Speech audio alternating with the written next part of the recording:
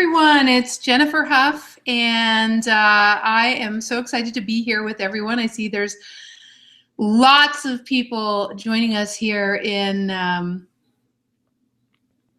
Webinars on Air, which is on the video cast, and also lots of people on our instant teleseminar program as well. Just wanted to say hello to everyone and welcome, and just awesome to be able to have you all participating in this free class.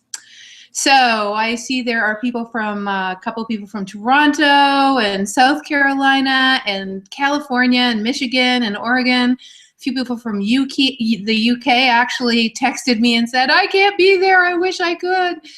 If you're on Webinars on Air, the way to connect with us is to make sure that you you can type in your hello, as a matter of fact, right into the chat room. I am one for lots of interaction. And my gosh, I look fuchsia today. It's my favorite color. I wore it just for you. So, so everyone, for all of you from all over the world, I mean, I think there's a couple of hundred people on Webinars on Air. So welcome to absolutely everybody, whether you're in Australia, I see a couple of people, whether you're in Europe, my gosh, you're up late. Whether you're in the US or Canada, which, you know, you're just around dinner time. Just welcome everybody.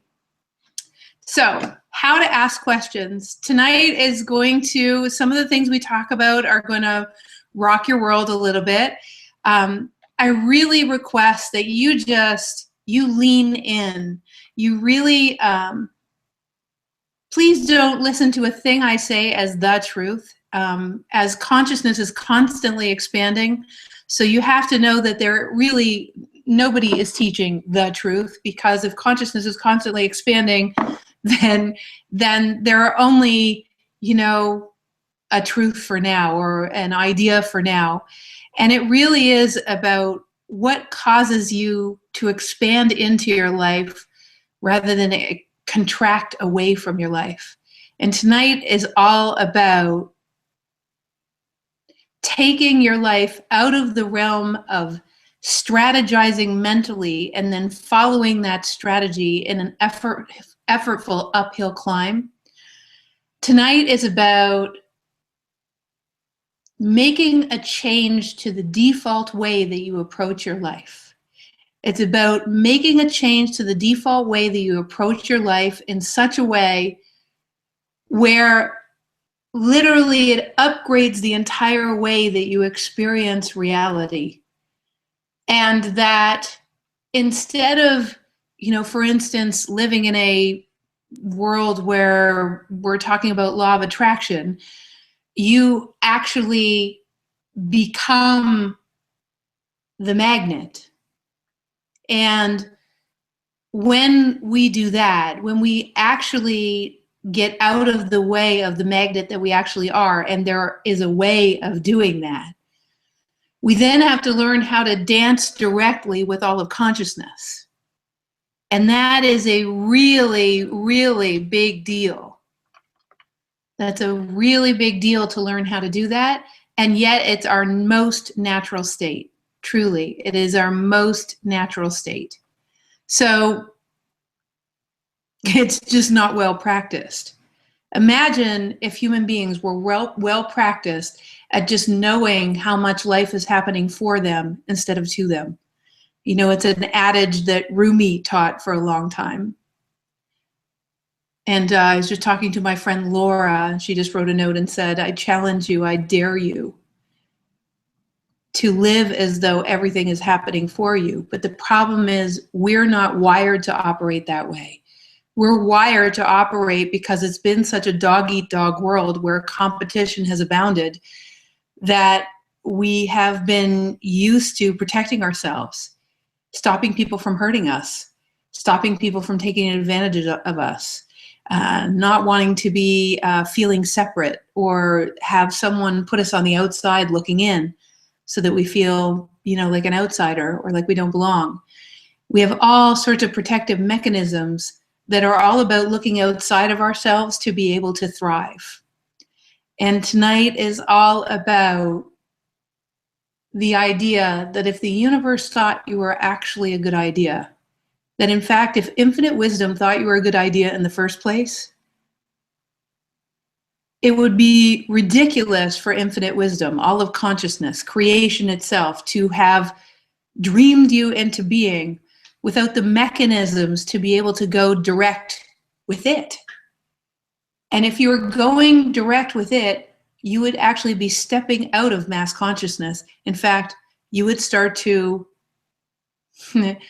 lose your need to waylay the judgments of others. You would start to, and you're witnessing me being very careful about my language, because I don't want to say that you don't care about the judgments of others. It's more that the judgments of others become fascinating and relatively, what if you were just, they became irrelevant? What if they became, just an interesting observation? But what if the observations of others and what if the world around you had very little to do with your direct dance with all of creation? What if everything became expansive? And are you familiar with how to live that way? Are you familiar with how to love that way? Are you familiar with how to manage your finances that way? And the answer for most people is, I'm not real familiar with it, and I'd really love to get familiar with it. And that's what innate abilities is all about. Innate abilities is all about learning the abilities to be able to go direct by stepping out of the density of the dog eat dog and being able to actually live in the flow that creation made you for. But the problem is we've been practicing all the strategies and the mind tricks and the protection mechanisms for hundreds of lifetimes. And it's not just this lifetime. So we have to have a little grace for ourselves as we're on our journey. Grace and compassion for this journey. And you'll need that grace and compassion less and less as you embody the skills more and more, because it just becomes your natural state. All right. So I wanted to say a couple of things as we start. Again, love questions. We always expand consciousness most when you guys ask questions. So please, please, please. And thank you everyone who's saying, I'm ready, rock on. Yeah, it's awesome. So, greetings from New York. Just hi to everybody. I see everybody making comments. So great. What our technical director tonight will be doing, his name is Rob Teichman. What Rob will be doing is if you have any questions that didn't get answered, that you just like, oh my God, please, please answer my question. If you have questions that haven't been answered, then make sure if you're on webinars on air, you retype them in, okay? If Rob didn't catch them, and he's gonna post them to me on Skype. He just sends me a little message on Skype so that I can see what your questions are, okay? So make sure that happens. If you're on Instant Teleseminar right now, all of you guys from all over the world, and hi in Oregon and Florida and Toronto and all over the place, Indiana, if you press *2 on your phone, that will put your hand up and I'll see. Now, I'm going to start out tonight with a little question from everyone. Here's my question. And for those of you on webinars on air, you're going to type in the answer. For those of you on Instant Teleseminar, just press *2. Here's my question. How many of you have actually never participated in one of our workshops before? I'd love to hear who is absolutely new to anything we're doing here. So if you're on the phone, it's *2.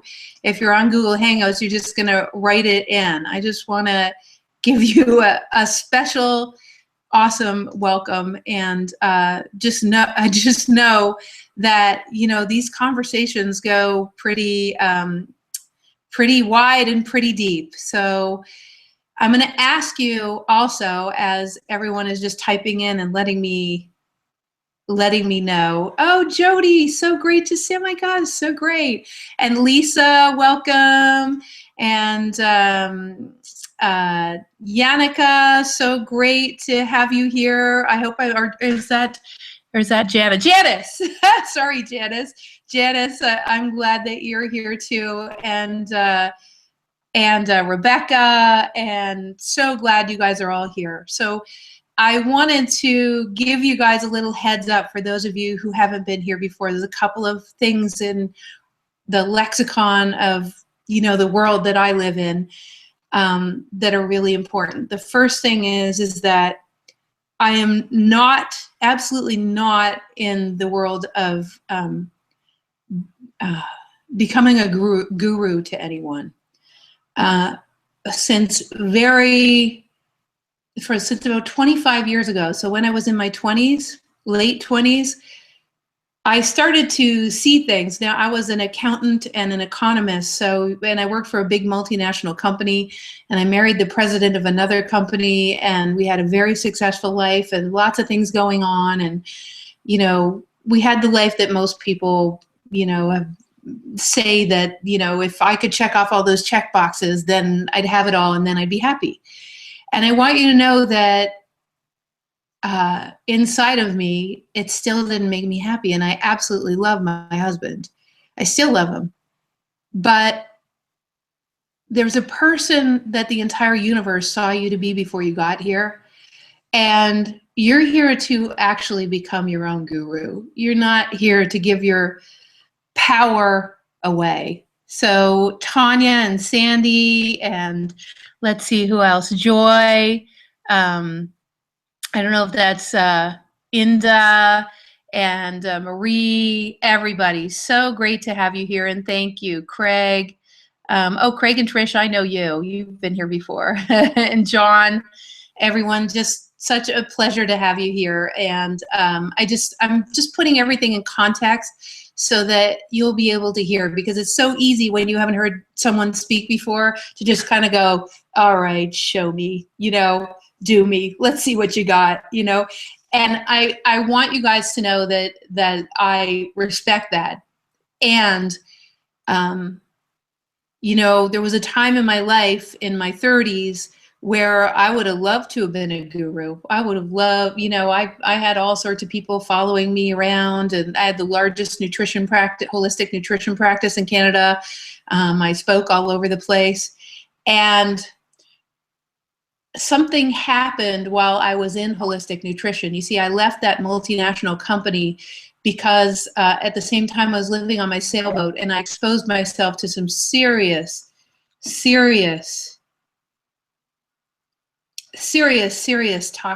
toxins.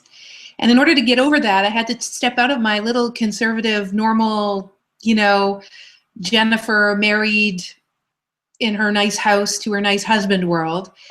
And I had to figure out how to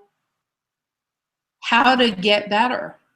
And it was a total blessing, because I should have died, really, with what I was exposed to, cuprous oxide and a couple of other things. I should have died, but I went through what I went through. You know, while I was going through it, I started to think to myself, I don't think that migraines are due to an aspirin deficiency. I'm pretty sure that yeast infections aren't due to a monostat deficiency. And I just want to be well. And the doctors couldn't show me. Now, trust me when I say, if I broke my leg, I'm going to a doctor, okay? But in this case, I did not come into this world as a crunchy granola person. I didn't come in hugging trees and wearing Birkenstocks. That's not my world. But I started to be able to see things. I started to be able to see energies. I started my nutrition practice because I was so unwell, and I wanted to pass on what was making me better. And that's how the practice got so big. And what was really interesting is, as I followed the breadcrumbs of what the universe was showing me, the most incredible awakening was happening within me. And the awakening was to the fact that for someone who knew nothing about multidimensionals and multidimensional abilities, or certainly couldn't see energy at the time, when my friend Leslie, who I would call a raving crunchy granola, or in fact, I used to make fun of her,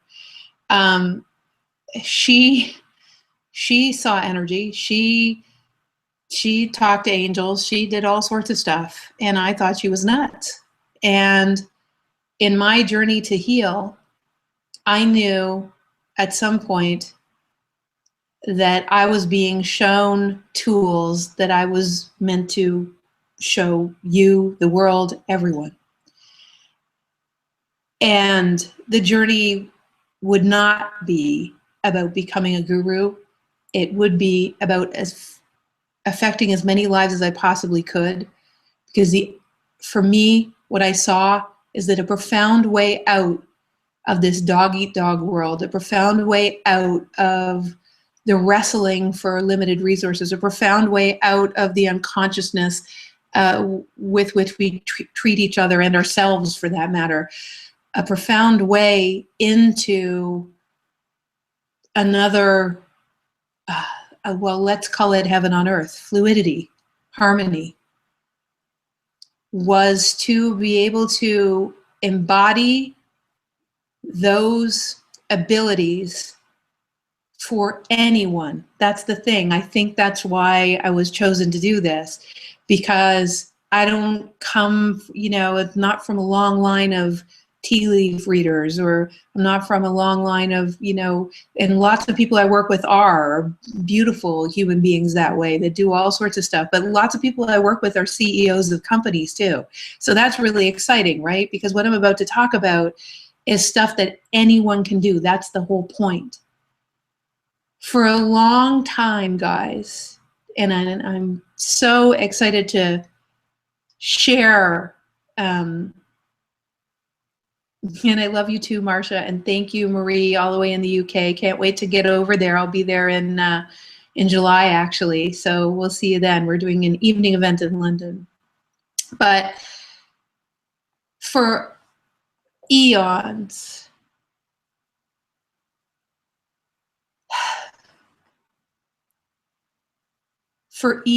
human beings, couple of thousand years, few thousands of years, there were the haves and there were the have-nots. And sometimes it was monetary haves, people who had spiritual, there's a hierarchy of spirituality. There was a hierarchy of money. There was a hierarchy of someone who had resources that you don't. There's a hierarchy of someone being the right height or the right level of beauty or the right whatever it is. But all of these inventions are human inventions, because the universe itself doesn't see us as separate from itself. Therefore, we are all unique and equal expressions of heaven on earth. There isn't a single person that isn't. And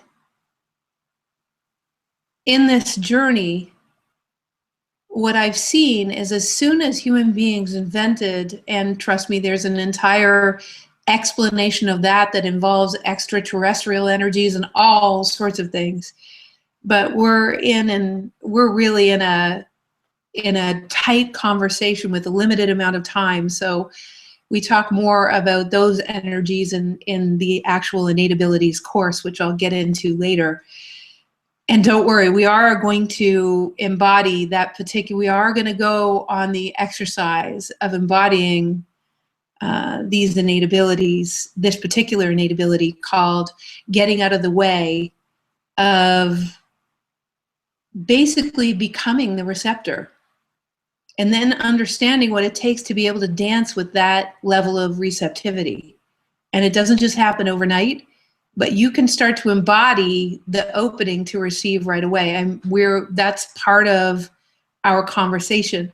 And first I have to give it context. So that's what we're doing, because if we don't give it context, you won't be able to fully hear what I'll be sharing. And I'm actually going to take you on the experience of it. We're not going to talk about it intellectually, okay? So, in fact, I invite you to listen to everything we're talking about tonight from a state of experiencing it, feeling the energy of the exchange, because the world that I live in is in the world where I connect to the consciousness of all the people that are participating tonight, and the consciousness of all our collective higher levels, plus a few friends who are, here to assist. And we really start to let it rip as we go forward. And before we do that, it's just so important to give it a context because we don't want to blow your circuits. Okay? You'll hear me a lot talking about we. The we that I'm referring to is me, the collective, and your collective, and all of it. So that's what's going on when I'm talking about we. So back to where I was. What I started to see as I started to see the holograph, I would start to see, as I was in my nutrition practice, the holograph of everyone that would come in to see me. And what that allowed me to see is not only be able to be medically intuitive, but also to be able to see their hologram all the way back into their ancestral history, and also the trajectory of where the paradigms they were living into and the belief systems they were living into were headed, and what were the possible most, let's say, biggest outcomes that were based on their current trajectory. Now, one of the things, and Joy, I have been to Halifax, Nova Scotia on my motorcycle, as a matter of fact, but that was years ago. One of the things that occurred as I was looking at people holographically, and by the way, I say that, again, I'm going to go back to what I invited you to consider at the beginning. And I'm going to invite you to consider it again. That the ability to see that vastly is not unique to me. It's in fact, if I can do it, then what's making me do it? That was my question. Why can I do it? Why can't other people do it? And the answer came, everyone can do it. And I thought, what do you mean everyone can do it? And by the way, I'm thinking I'm crazy the whole time I'm getting these answers. And I'm having wakened dreams, and I'm writing madly in notebooks. In fact, I wrote madly in this notebook last night, just knowing that we were going to have this conversation. So that's why I'm saying I need to put a context around it, or we'll blow your circuits. So I started writing in notebooks. I started to be able to see holographically, but what I started to see is that every single person has the capacity to go direct with consciousness the way it was happening with me. Every single person had the capacity to step out of the density and not be afraid, which is, for the most part, the way I live my life now. Although, just like everybody else, I'm human, and if the triggers are getting so few and far between, but if you push one of them, for sure, it'll take me out. But with the tools from having these innate abilities, from understanding the hologram of who we are, so much more than three-dimensional. So I started to be able to see that there's a three-dimensional human, the physiology of a human, the biology, the package that you see before you. Then I started to see that there are also these, let's say, energy fields and all the things that you've seen when you go to those, workshops or trade shows or whatever they are, these machines that can show you people's auras and all that kind of stuff, and started to be able to see all of that. But then I started to be able to see all these dashes and dots and sacred geometries around people, and codes and doorways and stuff that I really didn't understand at all. And I know lots of other people that see those things now who previously I would have said they were nuts, but they're seeing exactly what I'm seeing, so I know they're not, and therefore I know I'm not, although I thought it was for quite a while until I found a few people that could assist. And I started to realize that we have DNA. I studied nutrition and biology, and I could see the DNA before I even studied the DNA. And when I studied it, I thought, wow, that's amazing. I wonder what junk DNA is for. And as I looked at our three-dimensional DNA, I saw that what got expressed in our human physiology from our DNA was directly proportional to the belief systems that we had, much like what Bruce Lipton has said, if you've studied Bruce Lipton. And if you haven't, I highly recommend you watch his DVD, The Biology of Belief. He, as a geneticist, he absolutely proves that what you believe actually triggers the biochemical soup that gives way to the illnesses and diseases that we have, or the symptoms that we have. However, I didn't stop there, because I wasn't, you see, I understood that your beliefs affected your biology, but I knew that there was something more to it, because all of my friends and myself were all running around trying to fix ourselves as though we were broken. Now just look and see, because here comes a big paradigm shift I'm going to offer to you. And I really ask you to open your ears wide and let go of what you think you know for tonight. Just let go of what you think you know, because it'll get in the way of the new paradigms I'm going to present to you, okay? For some of you, they're paradigms that you guys have considered, but I'm even going to present them in a different way or expand upon what you've already seen. So just kind of hold what you know very loosely. So what I saw was this, because I asked the question, if our biology is governed very much by our belief systems, and what plays out in the body is a direct result of how we think and the way in which we live our life, then how do we change that? Now, probably everyone who's listening tonight has asked that question of themselves, how do I change that? But you see, people's answer to that for the last few thousand years has been, well, what we need to do is we need to analyze that which is in the way and then fix it, because we're broken.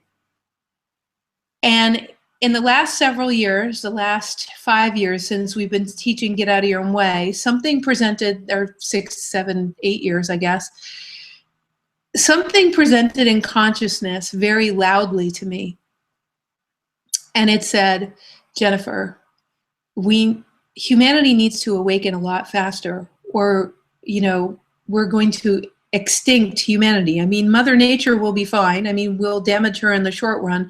In the long run, she'll come back, but you'll be gone. And I thought to myself, okay.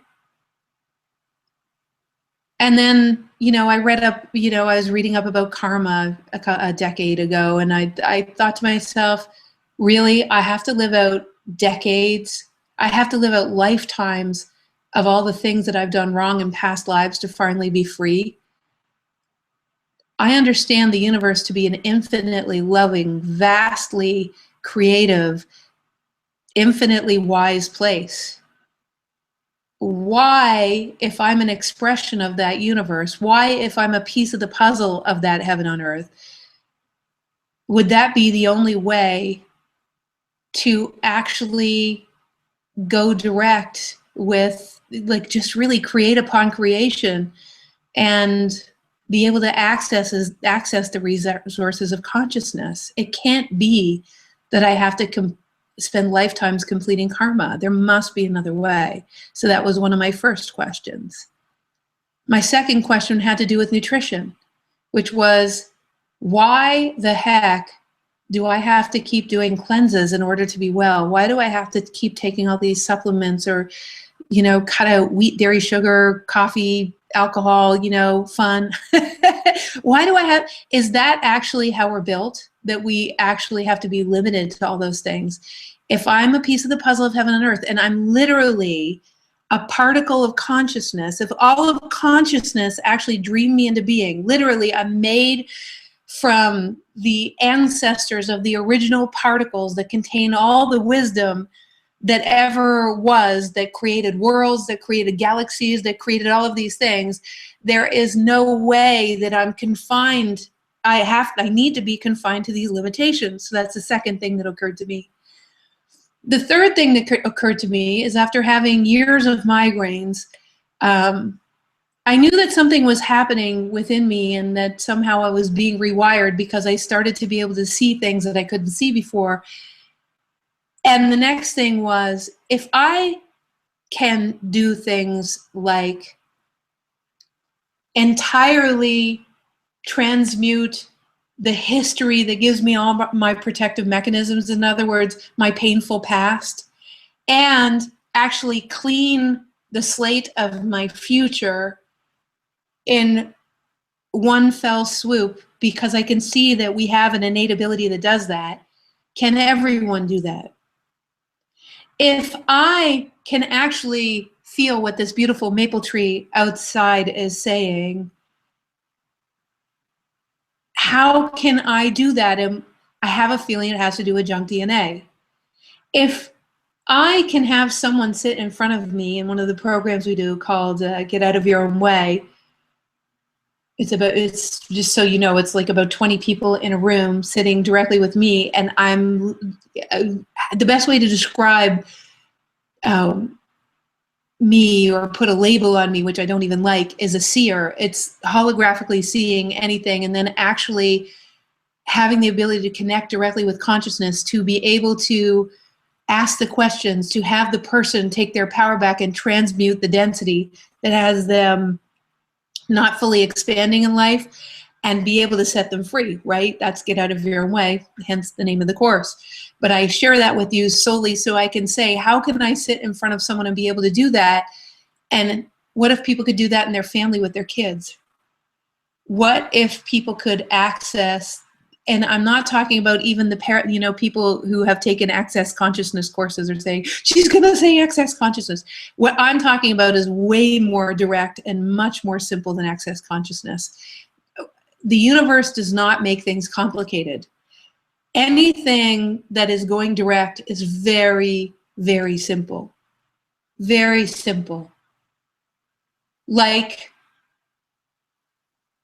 I'll give you an idea of the things that you can access. While I was sitting in front of this wonderful gentleman in one of the programs, and I looked at him, his name was Ron, and I said, Ron, the course hadn't even started yet, and he was already complaining the room was too cold, and don't you people have blankets? I mean, he's just like getting very uncomfortable. And I looked at him, and I just knew instantly that there was something to say. And I said, you know, Ron, the universe knew exactly who you were before you got here. It also knew exactly who your family would be. This is the first time I ever said this to anyone, by the way. This is like 15 years ago. The universe knew exactly who your family would be. But listen, there's a catch.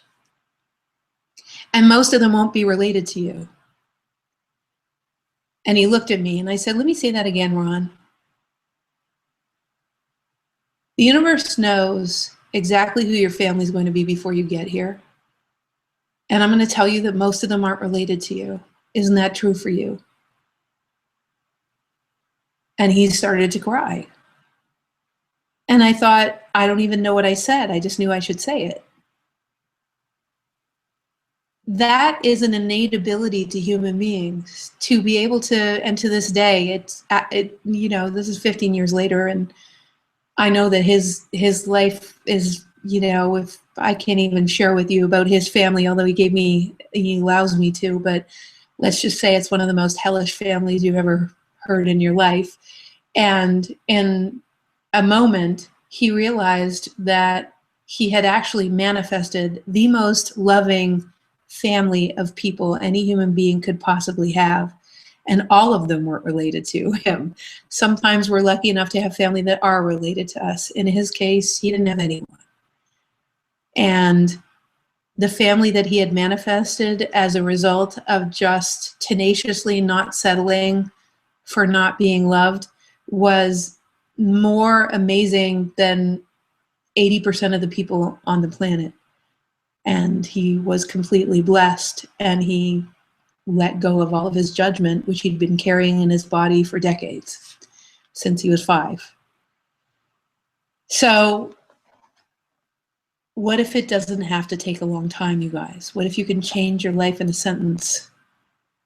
What if, because you see,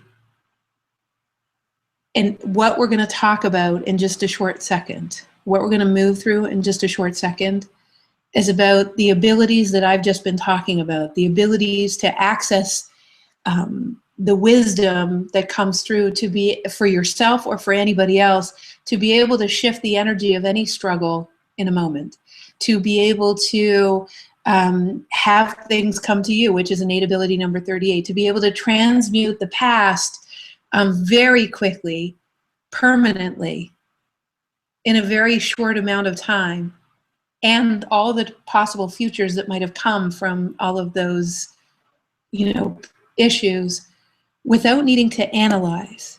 So the reason I'm so passionate, and the reason we invited everybody and anybody to be on this call tonight, is because for me this work is crucially important to the awakening of this planet. It's crucially, can you imagine if people could see the truth of what was going on around them? If you would know what to say to your little one when they're in the most pain, that would actually take them out of it. Or if you would know what to say to yourself, if it was in the highest to let them just be as they are, if that was the highest for you not to feel guilty when what's in the highest is not to do anything but to let them find their own way. What if you just knew? And what if everything just came to you, which is innate ability 38. Of course, there are 39 other innate abilities, because right now there are 40. And in total, innate abilities that lie in the encodements of your junk DNA, where the instructions are to upgrade the physicality to be able to do these things that that so many people do. Because my question was, how is it? See, what we did is we gave up. We said these are gifts. They're just for gifted people. I'm so glad a lot of you would like to be able to do that. So some people have said, and Joy, I love what you're saying, because she's saying, I can see and hear things, but I have no idea what to do with them. And I promise you that one of your innate abilities, I believe it's innate ability number 19, innate ability number 19, Joy, is to be able to know what your piece of the puzzle of heaven on earth is and how to translate what you see and hear out into the world so that it expands heaven on earth. And what I know for sure about anyone that comes to a free class like that is attracted to our work is that you have to be on the heaven on earth construction crew. There's no way you're not, because if I'm part of it, then you got to be part of it too. You got to be someone who knows that something else is possible for your life, but also something else is possible for humanity.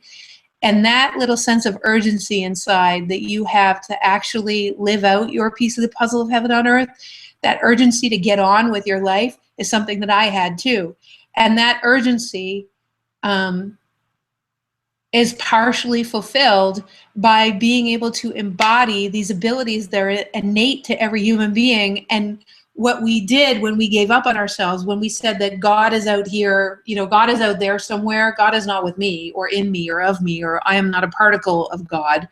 It's out there. It's way out there. That's not me. When we said that, there were people that were gifted. In fact, at one point, we were burning them at the stake, the people that had innate abilities. We certainly hung a few on crosses, right? And these innate abilities are innate to every human being. And every profound master that ever lived was trying to tell us that we too can be like that. They were all saying that. And for me, I needed to understand it from a scientific point of view, because I have an accounting, economics, scientific mind. But then I needed to see how, like literally how. I want to be able to integrate it, and I want to be able to pass those abilities on. I want people to be able to, like you, Joy, I want people to be able to, yes, see energy and hear things, but that's all nice and good. What about being able to translate it so that it actually gets paid forward into the world and it actually makes the difference? That skill of yours is actually to make the difference, because you actually start to understand how it translates into what you should do with that information. Right? So, all the way back to the original point of this entire discussion, we are our own gurus. There really are no gurus, and it's time that we stop giving our power away to people who teach this stuff. Me doing that would defeat the entire purpose of what it is that we're on the planet for. And, you know, a lot of the marketing that a lot of teachers get taught says that you have to position yourself as a guru, and that's how you make money. But at this point in the evolution of humankind, it has to be about thriving and coming back to heaven on earth. It's all about remembering why we're here, which is to create upon creation. But when you're in survival mode, protecting yourself from being hurt, from being maimed, from being judged, from having no money, from losing everything, from when you're constantly in protective mode, you are surviving, you are not thriving. But in order to thrive, you would have to be able to see and get used to the way the universe had intended our lives in the first place, which is that everything comes to us. We have access to all the answers. We can see the energies. We know how to change the energy of a room. We have those abilities, but they're lying dormant in our, basically in our junk DNA. And that junk DNA is like a muscle that when not used, because we're in survival mode, you see when we're surviving, you'll never get to those encodements, because in survival, you're so busy trying to make enough money or not get sick or whatever it is that you're not interested. That's why those abilities have atrophied. We've been in survival and in a hierarchy for so long, in dog-eat-dogness and competition for so long, that your beingness hasn't been asking for hundreds of lifetimes to actually, in fact, people got killed before for having these innate abilities. So my asking was powerful for me. I wanted to know there is no way that this world is meant to be the way that it is. Even I knew that when I was 5 years old, and I bet you guys did too. Remember, you looked around, you wonder why all the adults fought, or you wonder why political parties why people were killing each other on TV, or why, you know, teachers were bossy or people were mean to each other. I mean, we had these thoughts. If you're listening to me now, you're one of those people that probably had those thoughts. Some of you probably removed yourself from society because it was just too painful. Some of you probably became very rebellious, trying to show everybody that it doesn't have to be that way. And what I'm saying is there are innate abilities that cause that shift to happen, that shift towards heaven on earth to happen effortlessly, easily in your life and for everyone else. And my piece of the puzzle of heaven on earth is humbly and with great privilege to be able to assist you to integrate those innate abilities and also show you what your piece of the puzzle of heaven on earth is, so that you can get on with you being who you came here to be, instead of constantly living in survival or constantly wondering why you're getting ahead, but it's always a struggle. And some people seem to just be flowing with it. There's a reason why, okay? And this is the science of the why.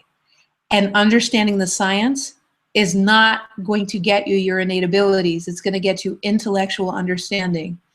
I am so much more interested in taking you on the journey of embodying your innate abilities. Now, that's what we're going to do next. We're going to talk about the innate abilities involved in the innate ability we're going to do tonight, number 38, which is everything coming to you.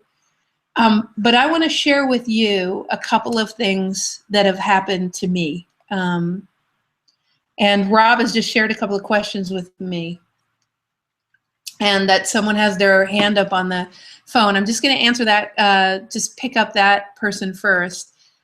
Oh, no, Lisa, I know that you were just putting up your hand because you were new to us. So I hope this is making sense to you guys. So I'm going to encapsulate it before I share a couple of examples of how innate abilities work in your life, okay? Many of you are already having your innate abilities. You're having some of them. You know, some of you can see energy. Some of you have intuitions. As Joy was saying, you know, she could see energy or hear things. Lots of people have those abilities to some extent, but the mastery of those abilities means that you utilize them in order to fly forward, expanding into the reason why you're on the planet. If you're still struggling in any way, then those abilities are not fully embodied, because you just couldn't struggle if they were fully embodied. It would be, I mean, you'd actually have to make a deliberate effort to struggle. So here's what I want to share about innate abilities before we go to the next stage of tonight's conversation. Innate abilities and Get Out of Your Way and Flight School, all of the programs that we teach, everything we do at the Wide Awakening is about activating the magnificence of who you are. Now listen closely, listen closely. Just, I don't want you to hear it as a platitude. I want you to feel what I'm saying. Activating all of the latent abilities that have atrophied, like muscles you haven't used, and integrating those abilities, and then being able to fly forward, and teaching you that instead of spending programs after programs and money after money excavating all the stuff that you perceive has stopped you from doing that. Can you understand that the thing that consciousness showed me that is the reason why I'm so passionate to share this work with you is because this work is an entire paradigm shift for remembering ourselves. Because none of it is about forgetting who you're not. It's not about excavating what's stopping you. It's about embodying what has you fly forward, seeing fully who you are, so powerfully that it meshes with you and you cellularly shift your relationship to who you are and the world, that you don't have to positive think, because your thoughts just change. We don't have to work on positive thinking anymore, because your thoughts will just change because of your changed relationship with the world. It's not about affirmations, because you don't need to affirm anything, because you can see the deeper truth of what's going on. It's not about using strategies to manipulate life because everyone's fighting for their piece of the puzzle. It's actually about doing what presents, because it's effortless to see what's coming to you. It comes to you and then you engage it without the fear. Can you get that? If you could embody the aspects of you that give you the innate abilities, the multidimensional science that would have you be able to do that, can you see that all of the pains that we've been analyzing and the history that we've been working on so hard, that we're so tired, and trust me, I did it too, it starts to become incredibly boring compared to putting all of your energy into being able to fly forward. Now, don't go away, because some of you already are like judging what I just said. I can feel it. Trust me, the stuff that you need to see, stuff is gonna come up. Stuff comes up big time in our programs. But the difference is, the point of them is not for that stuff to come up. The point of them is to actually be in mastery of how to fly, so that you don't have to excavate before you go there. And I'm going to give you, so now I'm going to give you some examples. So hopefully you understand, right? I really want you to get this. It's a huge paradigm shift, the work that we do. Innate abilities is about activating abilities that would give you confidence and transcend doubt, because you start to see who you are and who we all are, and that you had these abilities all along, and that you can have some mastery around them, instead of just having them be like, wow, I'm gifted, or wow, it's kind of neat, or whatever. It's actually about fully living your life and having it expand before you with the skills to be able to do that, which we haven't been using because we've been in survival, right? So what that means is we're not going after the stuff to fix, because one of your abilities, I do want to share, is to be able to transmute density, thousands of old beliefs at a time, without actually your ego thinking that it needs to address those things. Don't you think that if infinite wisdom wanted this race to survive, it would have given us some kind of an ability to do you know how much density there is on this planet, even just in your history? My God, if we had to live out karma in order to actually get on with creating upon creation, which is why we're here, it would take hundreds, thousands of lifetimes. And then the idea of karma is you don't have to come back. Well, gosh, what's the point of being in heaven on earth if you can't just be here and fly and create upon creation, which is really the reason why we're here. So what I'm sharing with you is that there is stuff that comes up, but in the meantime, hundreds of things from your pasts are leaving and being transmuted by higher consciousness through what I call the cosmic car wash, which is another innate ability that you have to be able to do that. In fact, we do that in the first couple of classes of innate abilities, which is really super cool. So hopefully you're starting to get the idea. Please, you know, for all of you that are on the line, oh, good. I think thanks, Joy and Janice. I love to hear your feedback. And I like to know that you're actually understanding what I'm saying. I know a couple of people are making comments that are letting me know that indeed you get what I'm talking about. So, and it is truly simple, but I got to tell you, in a time of great awakening where most of humanity is in a place where they still want to struggle and convince everybody else that, you know, they need to stay down where the rest of the world is, in that world, it is simple, and it takes the community.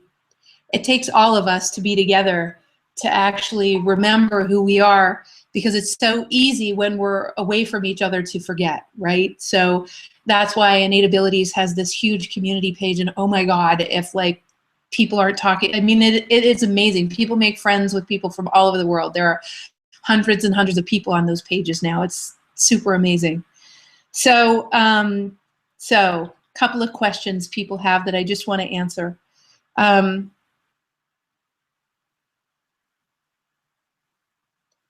All right, so Rob is just telling me that someone is just asking the question. There's been a couple of questions. How do you expand your consciousness and live in grace? Well, again, it's like, gosh, you know, if you want me to give an answer in a, you know, every single course we do is about that. So it's it's a journey, and I'm not going to lie, and I'm not going to give a quick answer because that would be false. However, it's not about expanding consciousness. It's about remembering who you are. Every single person that's on this call and beyond is, the universe makes no mistakes. It is infinite wisdom, meaning that it's omnipotent and omniscient, all-seeing, all-knowing, and all-experiencing. And it has an experience of every cell in your body and every atom that you're made of, and every atom that everything around you is made of, which only comprises about 1% of all of consciousness, right? In fact, what everything is made of is actually approximately 99% what physics professors would call, you know, dark matter, which is basically something they can't explain, which when you look at it holographically, it's literally the space of pure potential between the atoms, between the electrons, the protons, the neutrons, the nucleus. You know, if you draw an atom, what's this space between the nucleus? And, you know, what is that all about? Well, where I want to head with this discussion is that if 99% of all of us and everything around you is made of pure potential, then consciousness is already expansive. And pure potential is a witness to the yearnings of humanity and responds most powerfully to those whose vibrational yearnings, not their intentions with their mind, but what every cell in your body yearns for is freedom, harmony. You're wired for it, and I can prove it. You're so wired for it that even being here tonight is a result of that yearning. You saw the title of what we're talking about, and you're here tonight because you thought it would expand your life more. You thought it would make it better. You're wired to expand heaven for yourself and ultimately for consciousness itself. So how you expand consciousness is you become the piece of the puzzle that the universe saw you to be before you got here. And how you do that is you do the work to embody your innate abilities. You do the work to truly be seen such that you seeing yourself becomes the default way you are. What if it was just your default? Right? So guys, and thank you for all your sweet comments. So Renee is saying, you do not have to clear anything first. Renee, thank you so much for your question. Sweetie Pie, Renee, geez Louise, I did every program you could, if you named programs that were in the last 20 years, I probably did all of them in the first 10 years of the last 20 years. Everything. I did like things from the mitzvah technique to landmark to this, to that, to, I mean, a ton of things, probably a lot of things that a lot of you have done. And what I've noticed is that I've learned techniques, I've learned Reiki, I've learned, all these things. Remember, I wasn't crunchy granola to begin with, but I wanted to know everything there was to know. And it was probably good that I didn't know all about those things before. I didn't grow up in a family like that because I questioned everything. And I was like, it doesn't make sense. Everyone's spending all this time excavating, including me as the nutritionist, running around trying to cleanse everybody and myself, thinking if I just clean out enough of the crap, I can finally get on to flying. It's not that the crap doesn't have to leave, Renee. It does. The density. So if we were to draw a picture, okay? If we were to draw a picture of how it looks, look, I'll draw in the color of my shirt. So it looks like this. It's almost like, here's your life. And our approach to our life so far, if there was mud at the bottom of the swimming pool, okay? And that mud at the bottom of the swimming pool was yucky and dense and filled with the trying to prove that you're good enough, trying to be worthy, trying to finally be seen, trying to get someone to finally love you, trying to be lovable, trying to love someone out of their own, I'll be worthy finally if I love someone else out of their misery, which, I just had an amazing conversation with a very dear friend tonight about that, whose husband just had a conversation that he's leaving. And just before I got on this call, in fact. And, she's like, I thought I had enough love to have him stay. And I'm like, you know what? It's not about that. Because have you ever checked out what it is that you want? What do you want in your life? What do you want? What is that what you want to live? Is that what your life is made? And so it's very interesting. So we fill it full of density because the density in her case was, it's like, I don't want anyone to leave. I don't want to ever be alone, right? And our approach to it is for us to climb into the hole, right? We climb into the hole with all of that yuck, and we get a shovel. And we get the shovel, and we're going to shovel out all the yuck. And what's going to happen is the yuck is going to end up in the side of the swimming pool. And, there's going to be not very much yuck left. And you're going to be dirty. And you're still not going to know how to swim when they pour in the crystal clear water of possibility.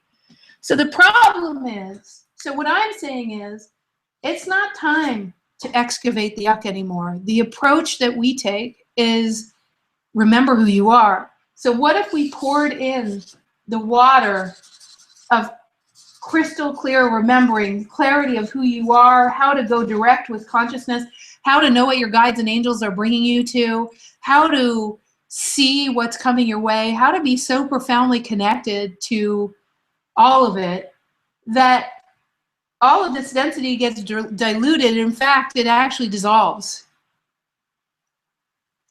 And if you could see who you really are the way that I see it, which you will, you can, because again, I'm not special. You have the capacity to remember, you know, the same way I can see who people are. You have the capacity to do the same for yourself. And when that becomes your default way of being, which takes some help to get there, when that just becomes your default, what happens is the density dissolves and you actually didn't even have to address most of it. So Renee, it's not that the density isn't going to go away. It's actually that as you embody your innate abilities and can see that the trees are breathing out what you're breathing in, and it's an act of love, literally. You're alive because of them, and you're alive because of you. It's totally symbiotic heaven. That when you don't know that intellectually, but you just walk around in that reality. So I'm not talking about intellectually knowing any of this, you guys. I'm talking about walking around upgraded to a new reality, that your default position becomes that you can see, that you know, that you understand, that you're in the mind of God, that you're able to come 30,000 feet and input wisdom that changes density, that you can transmute your past in the timing that's perfect timing rather than egoic your timing, right? So, all right, I hope this is making sense, you guys. And Janice, I'm like you. I was tired of clearing too. That's why we're doing this work, right? So again, if you have any questions, but what we're going to do now is we're going to get on with what we did this workshop for. I'm just going to see if there's any other questions. And thank you, Renee, for your question. Yeah, I'm just going to see if I saw someone make a big comment, and I want to make sure. Maria saying, it makes so much sense to me. I feel I understand all you're saying. I said only 2 days ago that I have layers or, yeah, so cool. Thank you for saying everything. Our innate abilities are part of them. Yes, yes, yes to everything you're saying. That's so cool, Marie. Thank you.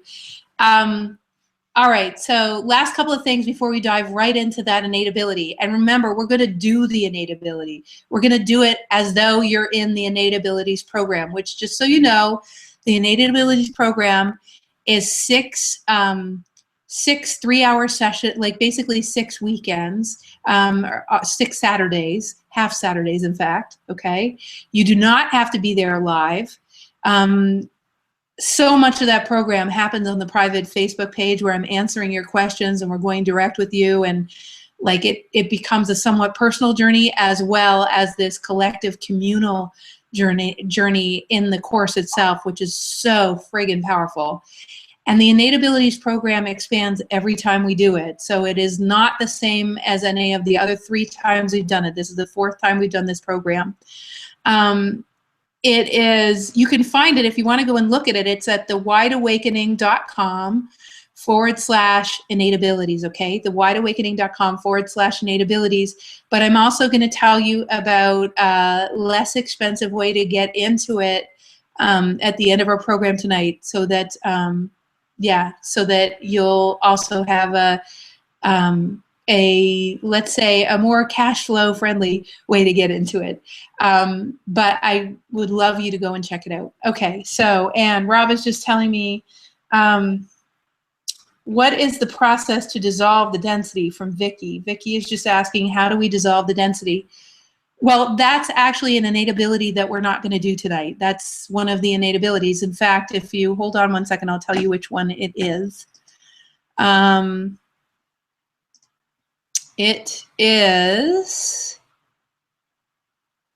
innate ability number number 5.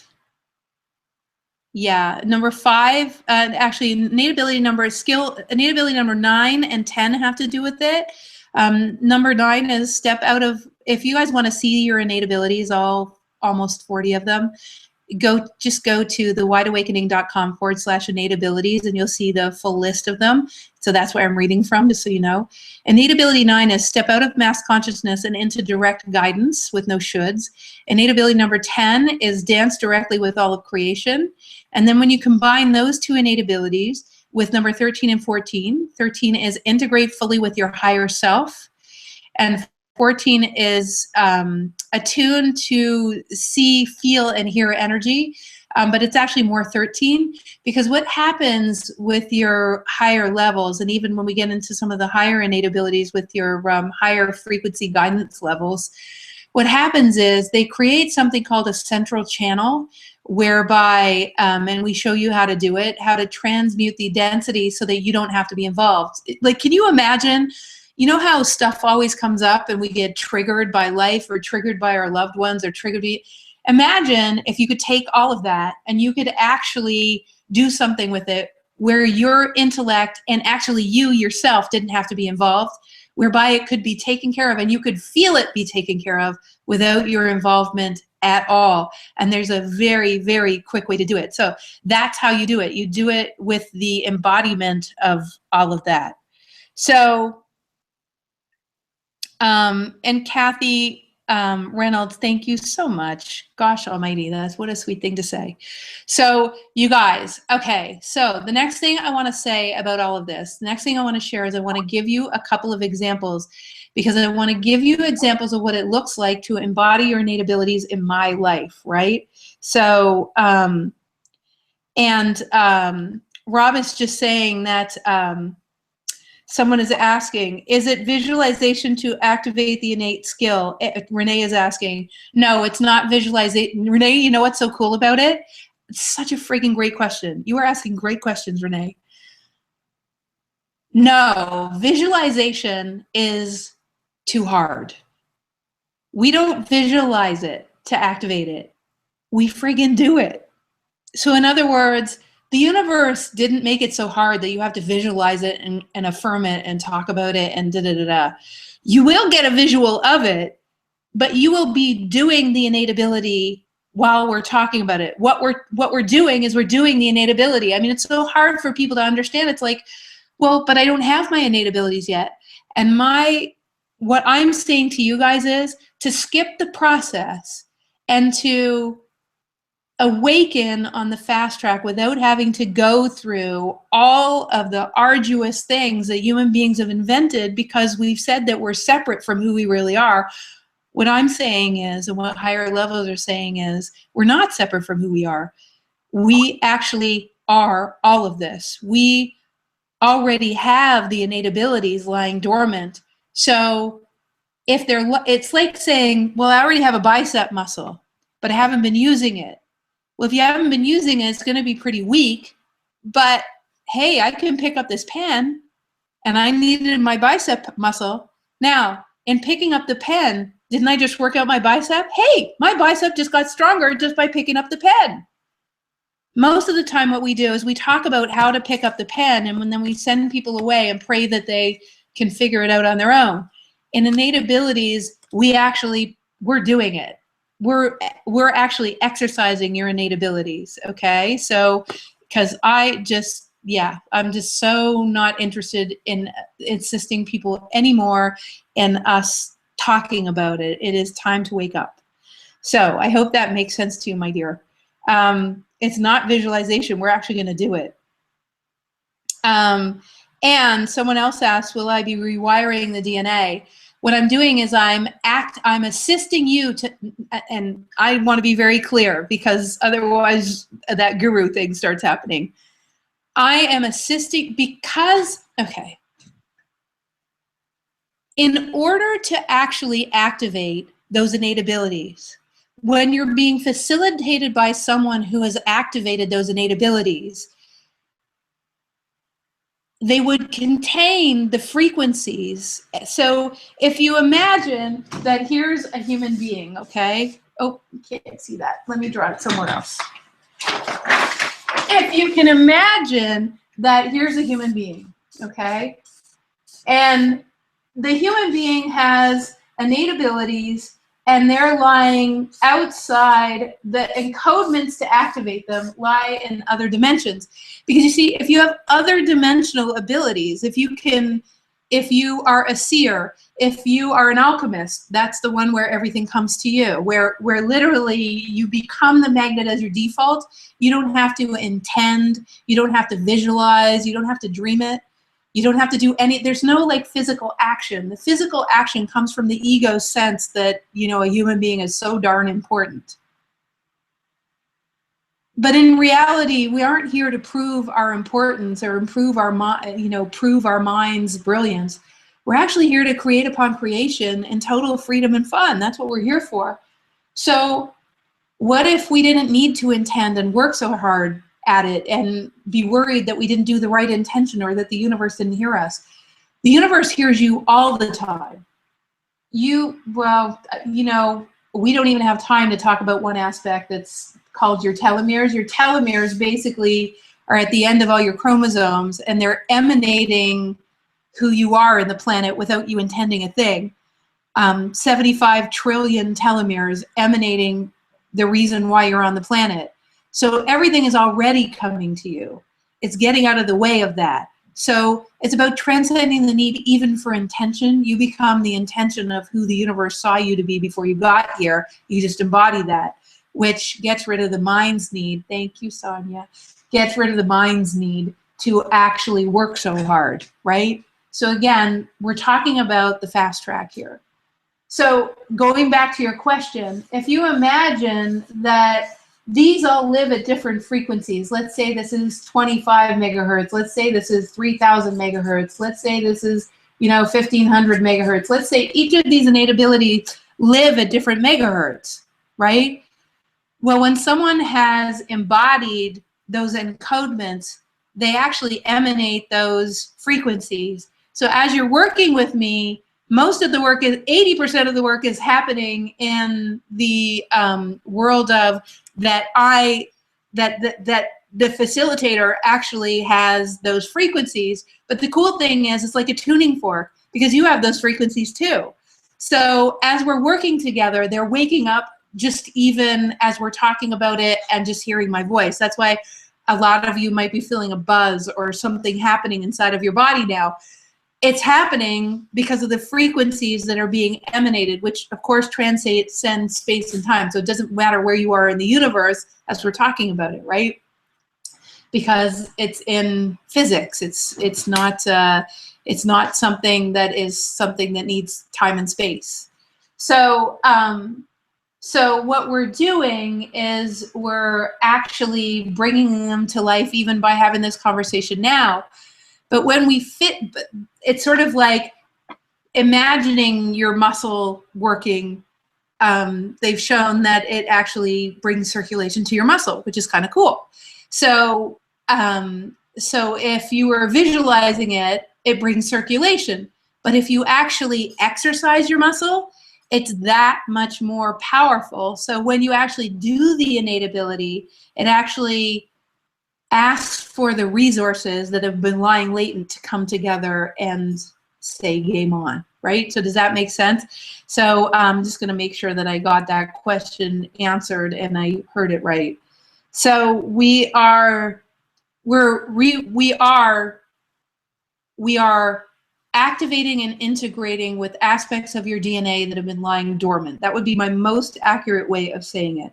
And then Renee is saying a friend did this in November, and she is still not stepping into her power, and wondering how she says she recommends it, and yet she recommends how do you integrate these abilities. How you okay, my dear, let me just tell you this. The people that work with us in innate abilities, you have to listen 3, 4, 5, 10. You want to keep listening to those innate abilities. That's why we give you the recordings. You keep listening and watching the innate abilities. Remember that we've had hundreds, some people thousands of lifetimes where you've exercised the muscle of being afraid, of not wanting to be seen, of protecting yourself, of being in survival mode. It is entirely possible that within a very short amount of time, you watch these innate abilities come to life. What the ego does is the ego starts to judge, starts to compare in our minds, and I see it a little bit in your question. In our minds, it likes to compare where we think we should be at to where we are. And what that does is that sabotages you from actually getting there. And it'll do it in other people too. I think she should be there and she's not. And what I want to share with you, Renee, is this, that I am a living, walking example of this. And it has taken me a decade and a half. And by paying this forward and understanding it and working with people on it, what I know is it does not have to take a decade and a half. And you have to have a lot of grace and compassion for yourself as you go through this process, not listening to your ego and understanding that when you haven't used a muscle for a long time, it's going to seem a little weird at first, but you're also going to see that you could do it. And it depends on what you engage. Also, most of the people that take innate abilities, I recommend that they take it and get out of your own way eventually, because that's a course of 20 people where everyone gets seen individually, and where when you have the experience of who you really are individually, and then you have your innate abilities, it's basically you know who you are and it's time to fly. And there are people that have done innate abilities 4 times now. Of course, it's half price the second time and the third time and the fourth time. And so I want you to know that, Miss Renee, because it's a journey, It's like when you've been asleep for thousands of years, it's going to take practice. But to do it on the fast track, rather than spending the next several lifetimes trying to excavate everything that's in your way, that's what I'm up for. So, all right. So, all right, you guys, here we go.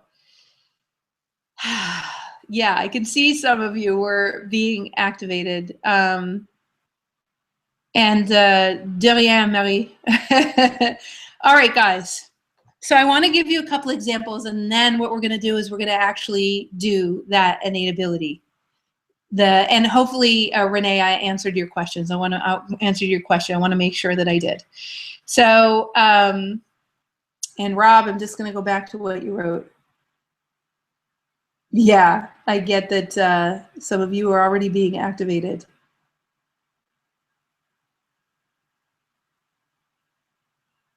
And Renee's just asking also, don't we get certain innate abilities? We have certain innate abilities that are natural propensities, what I like to say natural propensities. And those natural propensities are based on the evolution of your beingness over several lifetimes. And those natural propensities come pretty easily to you when you look at the innate abilities. You might be able to do lots of things fairly easily. But then as you recognize that each of the innate abilities intertwine with the other, you realize that without the others, it's like exponentially rich to live on this planet as you embody all of your innate abilities. And absolutely, it becomes like you've never ridden a bike before, and then all of a sudden you get what it's like to ride a bike, or you've never driven a car and you get what it's like to drive a car. You have to practice riding a bike. And you have to practice riding a car. And the fun thing is, once you can ride a car, you can, drive a bus, you can drive a truck, you can drive a little kid's car, you could do all sorts of stuff, right? So that's what it is to get all of those innate abilities. It becomes exponentially powerful. Okay, you guys. So All right, next is, I want to share with you the kinds of things that, the ways that you become different. So I was married to a very sweet man. And this was sort of one of the things that happened that started to shift things. It started to show me that I had to live differently. That's what I was being asked. I knew it from when I was very little, that the world and my world could be a different place. And what happened was, I had been trying to manage my business, very small, but sending out articles, and someone in the UK got one of my articles. She said, wow, that was really profound. I'd love you to be in my book. So far, so good.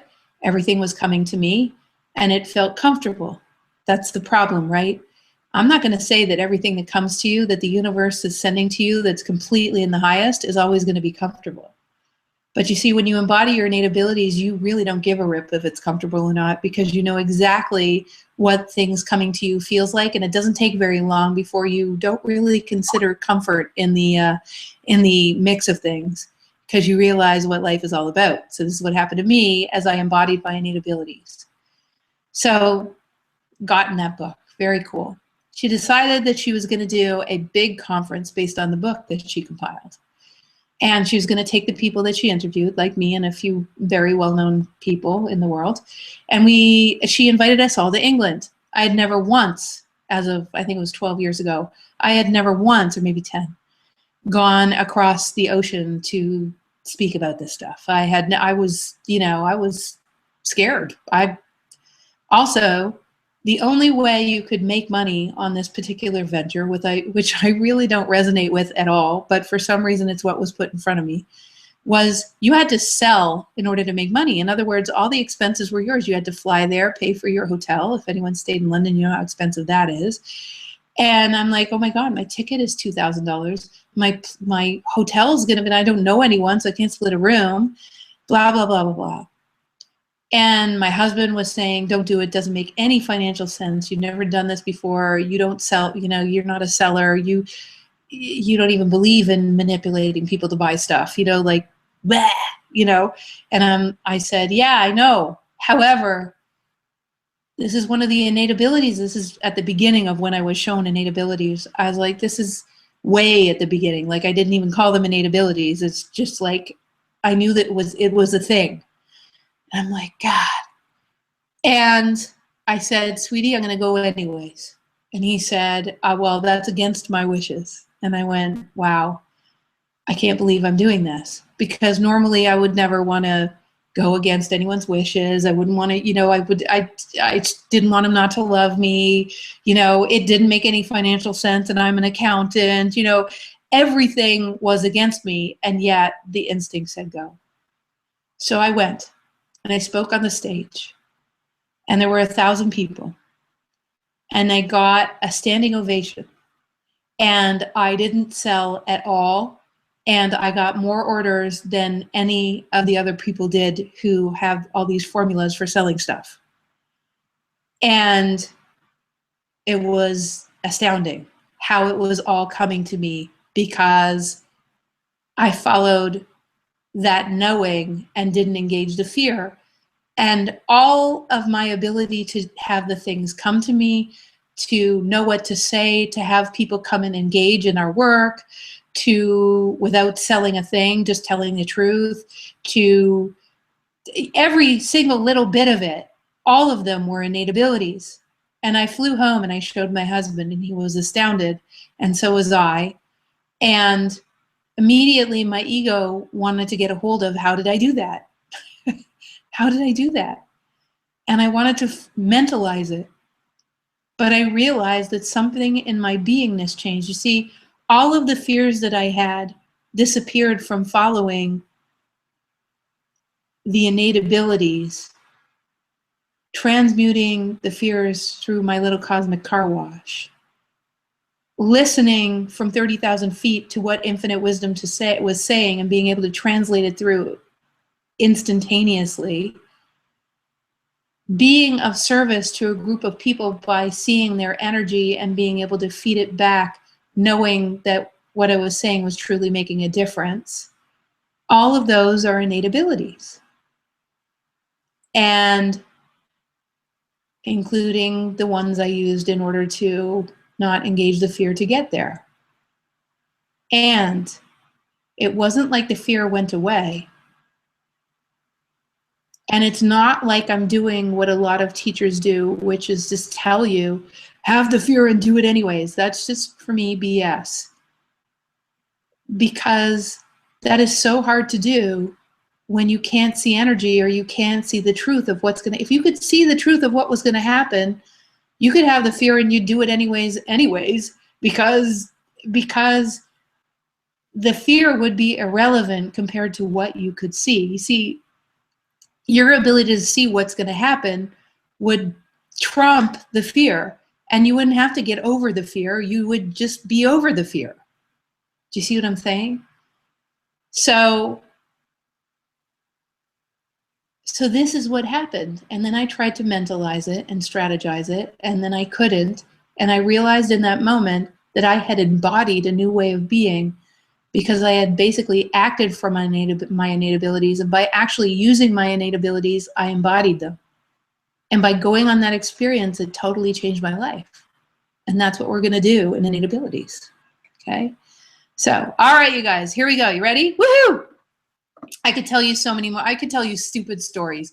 Like, do you know that for 10 plane flights in a row, I got either put in the only row of seats where nobody else was in it and I could lie on the row of seats, or I got upgraded to first class. 11, it was 11 flights in a row. I started taking pictures at the 4th flight because I was just laughing my butt off at how it was happening. Completely full flight. I'm the only one with nobody beside me.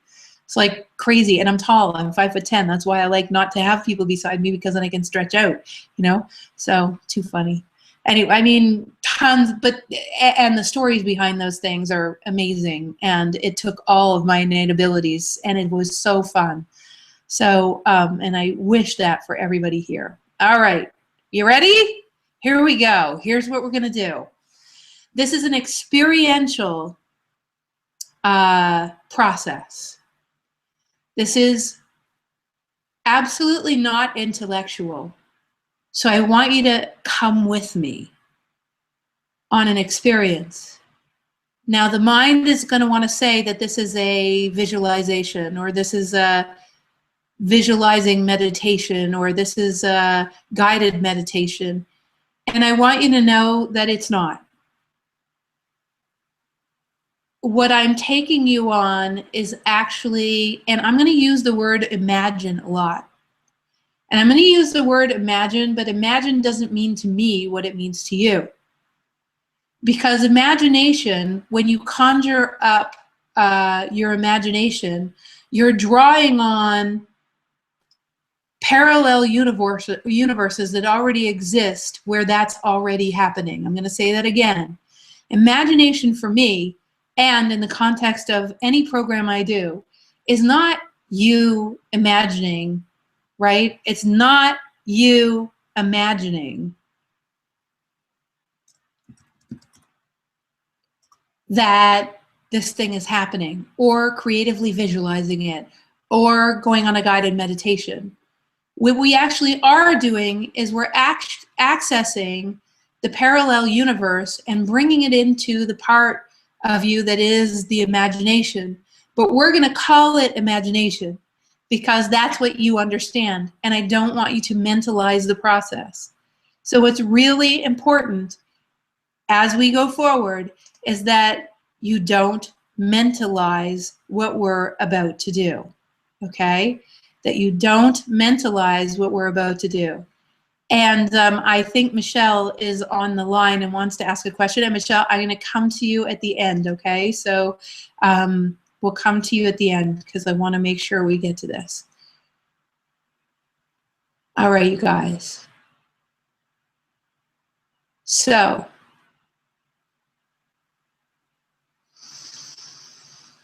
take a deep breath in. I want to take you on a little journey to your telomeres. Hopefully everyone gets what I'm saying. And even if you don't get what I'm saying about your imagination, I want to tell you that that is what your imagination accesses anyways.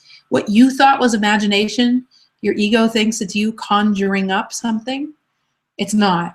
You are actually accessing another universe. You're actually accessing another dimension where this actually exists. So our doing of this innate ability tonight, we are doing it. We are not visualizing it. We are actually doing it. And in the doing of it, we are actually asking your atrophied DNA to step up to the plate.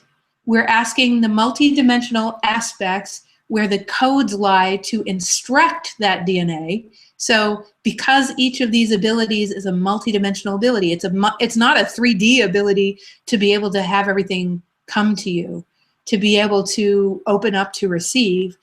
You becoming a receptacle for the entire universe's resources is certainly not a 3-dimensional ability. It is something of multi-dimensions. So when we're asking ourselves, just like asking ourselves to use a muscle, when we're asking ourselves to utilize this innate ability and integrate with it, we are also activating those codes to bring the atrophied DNA back to life. Okay? So that is what's happening. So the first step of our journey today is to bring your mind peace. How we bring your mind peace is we actually tell you what's going on, what the imagination is doing, and how this is going to work and what you're accessing, what's actually going on in your body.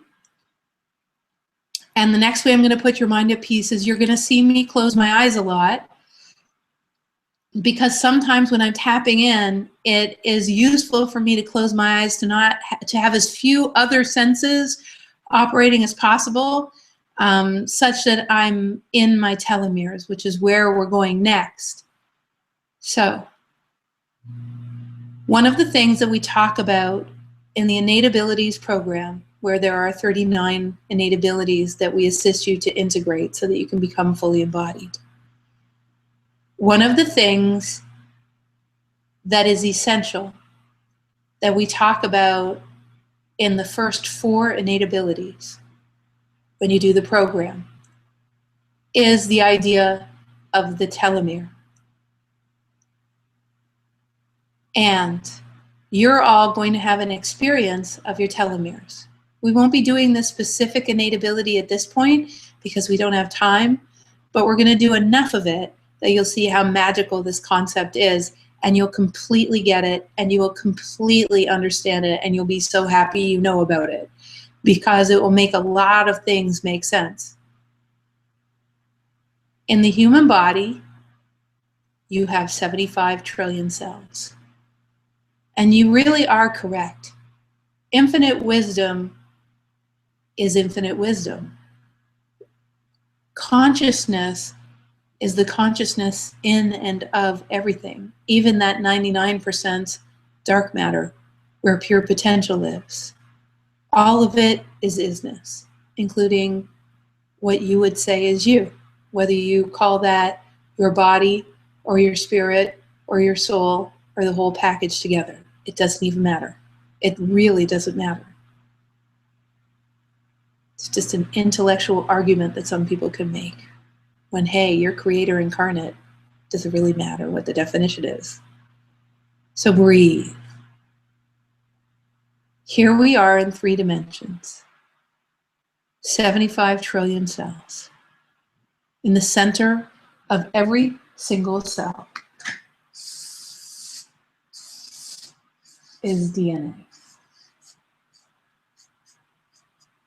That DNA, even by me drawing it, whether you're just listening or you can see the visual, it doesn't matter. That DNA contains chromosomes. The chromosomes contain instructions, but not just instructions. On the end of the chromosomes are telomeres. Scientists would say that based on the length of your telomeres, that will tell you how much longer you're going to live. consciousness would say that based on the degree to which you use your telomeres, like using your muscles, that's the degree to which they won't atrophy and the degree to which they will get energy and all sorts of circulation. But therefore, your telomeres will be longer because they'll get nutrients, attention, and circulation, which means you'll live longer. Well, we know how we exercise a muscle, but how do we exercise a telomere? After all, it's not like you can pick up a telomere and work it out, but you can. Because you see, there's a much more important function to telomeres than just a predictor of how long you're going to live. But there's a reason why it's a predictor of how long you're going to live. And let me give you an example. As we fly forward into everything coming to you, I'm going to show you how much it's already coming to you. And your telomeres are actually involved. 75 trillion sets of telomeres, and each set of DNA has multiple chromosomes, which means it has multiple sets of telomeres. So now we're talking hundreds or thousands of trillions of telomeres per human being. You might say, my God, that must have a really important job, and it does. Science at first thought that telomeres were there simply to exchange biochemical messages such that cells, the middle of cells instructions could speak to each other. The chemistry, the biochemistry would emit all sorts of chemicals, and those chemicals would be red, and there would be proteins and all sorts of interesting neural messages. And the trickle-down effect would be the cells would be able to commune with each other, which is why 75 trillion cells can live in total harmony. Imagine telomeres receiving messages back and forth, sending messages back and forth to each of the other cells so that each of the cells in your body could live in total harmony and you wouldn't have to run your body. Could you imagine the energy you would expend if you had to cause every function in the body to happen? Of course, that would be impossible. But of course, infinite wisdom is infinite wisdom. And so you don't have to do that, largely because of those telomeres causing harmony within the body. But that's not only what they do.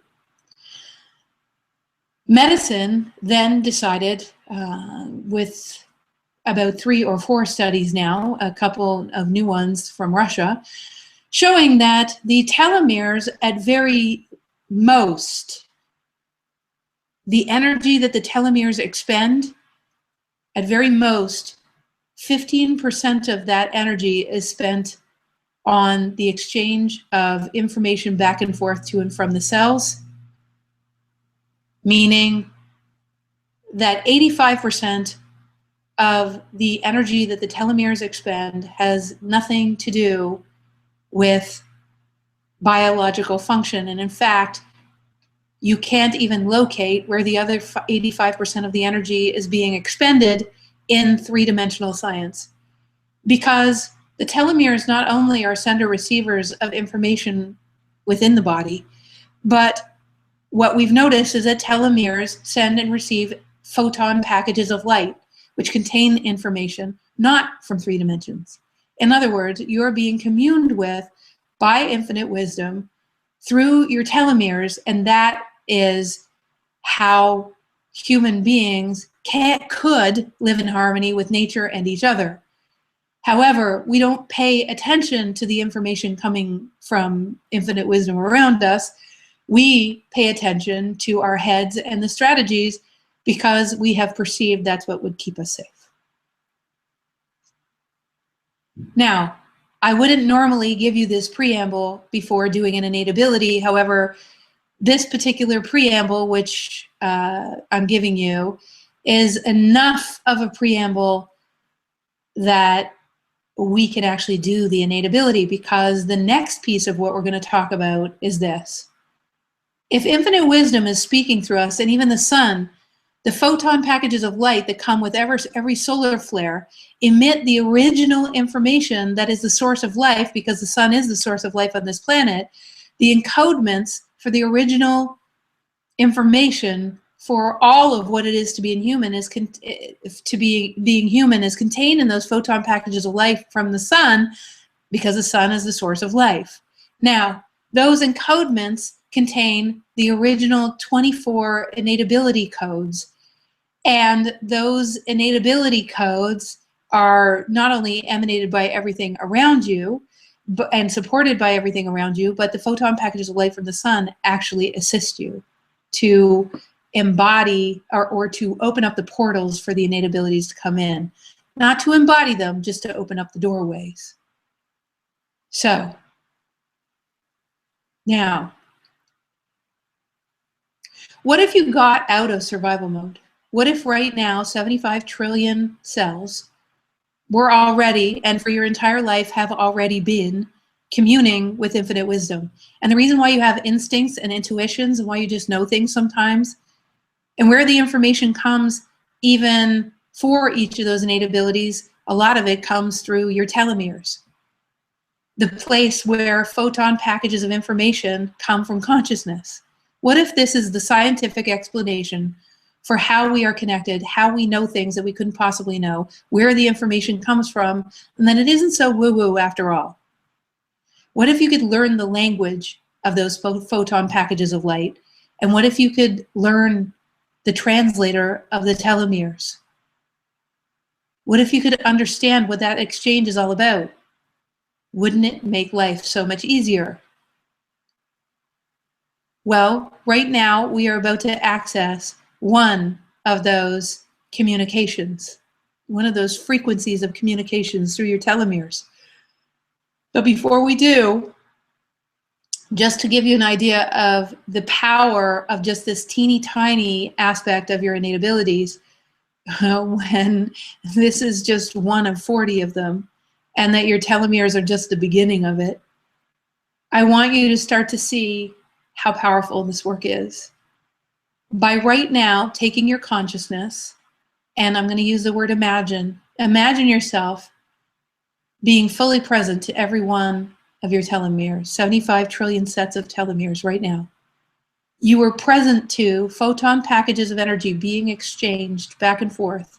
Information from other people, information from trees, information from the sun, information, all of that multidimensional information from that 99% of consciousness that exists out there.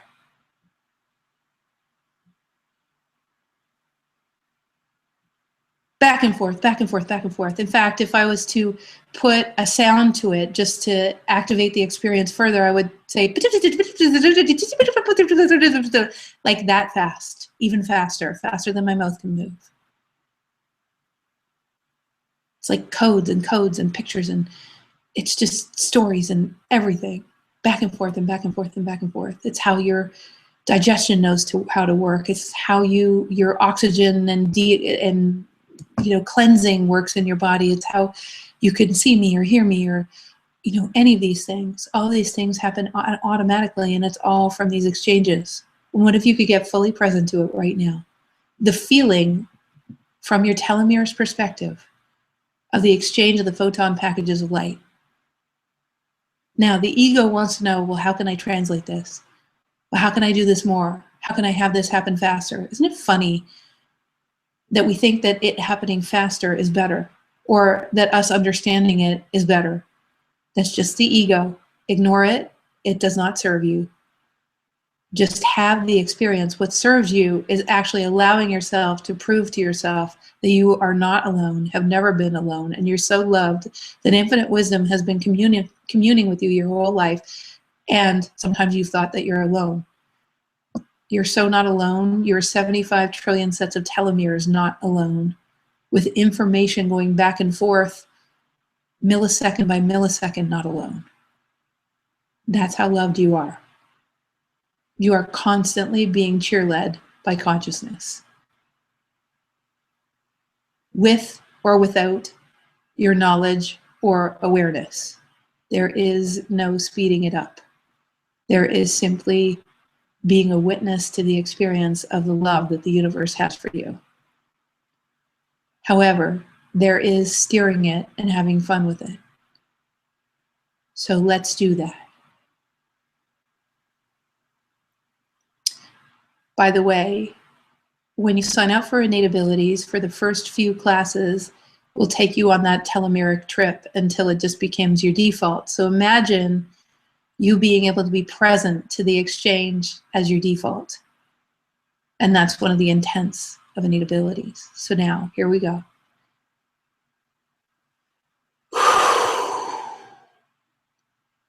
Because this is where it's all coming in. And I wanted to show you that it's a little bit different of an experience, right? All right, guys. So here we go. Already, we just had the experience of receiving. In fact, we already activated it simply by going on the journey with the telomeres. You are sending and receiving in perfect communion with infinite wisdom as we speak, and without the egoic mind being involved, the love of the universe could get through the crack of least resistance in your cells, where your mind is not controlling them because you just assume that your cells are going to work for you. Because of that assumption that your cells are going to work for you, everything's been coming to you. It's already been happening. You've been growing. Dead cells of skin have been leaving and new ones have been growing. Vitamins have been exchanging. Things have been eliminated from your body. You're able to hear and talk and smell and go to sleep. All fascinatingly enough, because your natural state, without the mind trying to control things, has already had you receiving. And by going through the back door of not telling you what I'm actually doing, now your consciousness can actually be a witness to what has already been happening. And in fact, as you're already experiencing it, to be quite honest, the trees are already breathing out what you're breathing in. And that is an exchange of reciprocal receiving, without which you wouldn't be alive. Another supreme act of love by the universe and by nature itself. You, in fact, are a receiving machine. You cannot not receive. However, let's show you the other side of it so that we can assist to transmute the opening and the embodiment of this particular innate ability, which in fact you've already embodied in so many ways.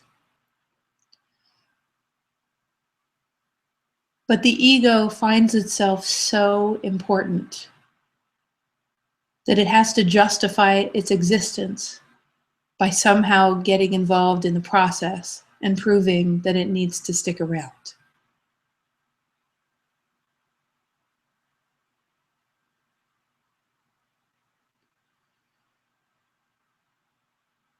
Ask yourself, if I'm already receiving on such a massive level, all the way to the level of me being alive, if I wasn't receiving on a massive level, I wouldn't even be alive. I'm already being given such a gift and have been my entire life, but I haven't been present to it. That's how much the universe loves you. What if the entirety of every aspect of life is meant to be lived from with that degree of effortless ease and flow, that degree of reciprocity? What if it's available to you that the entire universe actually designed you such that everything actually is coming to you, just like air, just like the information that runs your body, that everything actually is already coming to you? But the issue is that the ego mind has created a habit of not looking in those places where life is delivering you what is in perfect alignment with your piece of the puzzle of heaven and earth. Or if you do see it come your way, you have justifications, reasons, and analyses as to why that path should not be taken. Why would you do that, you might say?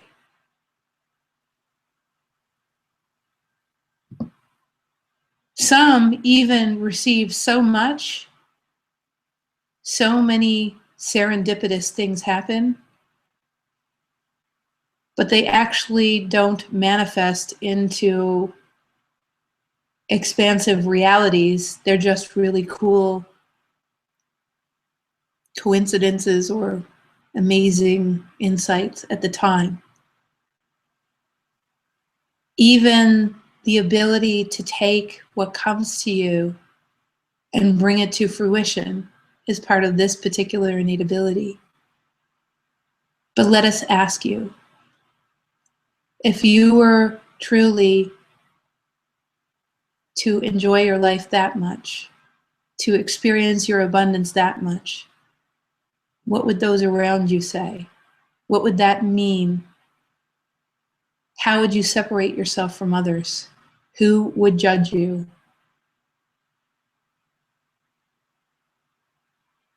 Might people leave from your experience and then new ones come in? What if the mind doesn't know what it's doing? What if you don't know how to sustain it? What if you found out that you're really not as magnificent as so many people have told you, or even your higher levels have told you? What if by letting it all go and letting it all come to you, what if actually getting out of the way of what is already coming to you, you would find out that you're not who you thought you were, that you're not actually going to be successful.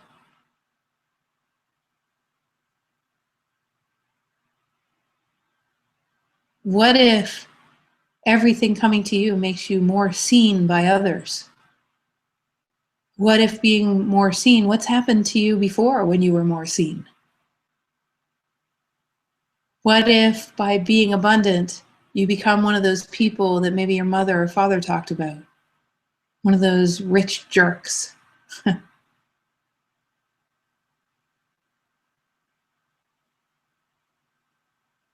You see,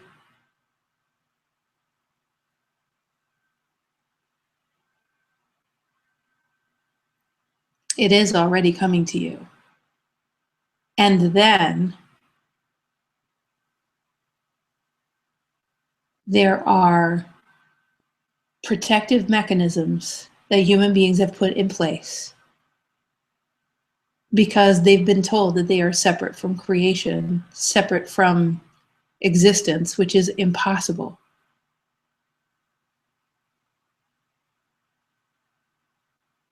So let's take you on a little journey such that we can start, we can go on the beginning. As someone earlier asked, you know, shouldn't we just embody it as soon as we activate it? Well, if you have not been using a muscle for 2,000 years, the fact that you can pick up a pen is amazing, and we're about to pick up the pen. But keep going, because eventually you'll be able to pick up 100 pounds with this innate ability, and any of them.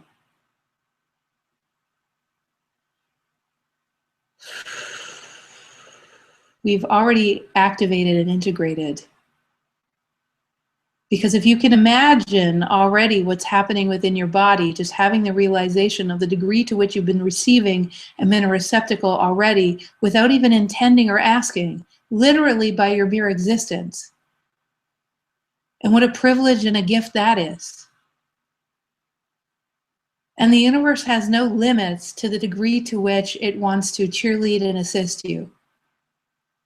But let's open up another doorway so that we can further integrate with this particular innate ability.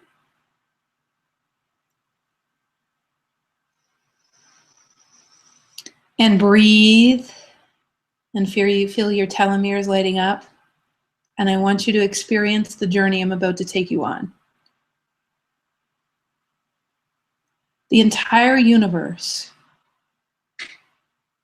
consciousness itself, experienced every person that has been on this planet before you got here. Every bit of suffering that they felt, every incongruency, every hierarchy. And the vast majority of people were not in power. And so you can imagine their prayers, their yearnings, their intentions, their ideas, what they emanated.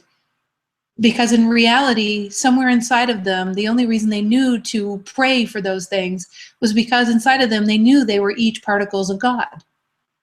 They knew they were a piece of the puzzle of heaven on earth, except for the infrastructure of this planet was set up for oppression, which is now shifting. But each of those pieces of the puzzle of heaven on earth had that knowingness, which is where the prayers came from. And as a result, consciousness lined up with those prayers, because consciousness itself is expanding into greater fluidity and more harmony. That is where consciousness lives, harmony and fluidity. That is what you would call heaven. That's where consciousness lives. And as human beings lined up and prayed for things that were actually in alignment with the reality of how consciousness is in the first place, when all of humanity is actually made of particles of consciousness, of course, there was an exponential speeding up. And we're in a time of great bridging right now. Breathe, breathe, breathe, and listen with your telomeres as I express to you a deeper truth, which is all of consciousness considered all of that, along with every planet that ever was, every blade of grass that ever existed, every star system that is in the night sky, every single leaf on every tree, every grain of sand on every beach in every solar system, and looked at every person that ever was.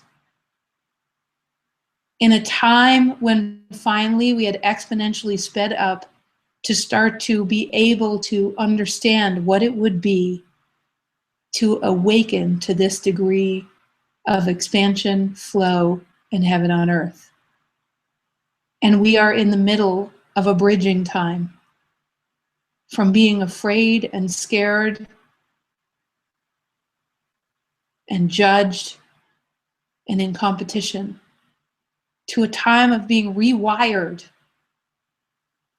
because our bodies have atrophied the part of us that actually know how to sing and dance and play directly with all of consciousness, which wasn't needed before. All we needed to do is know how to stay alive and survive.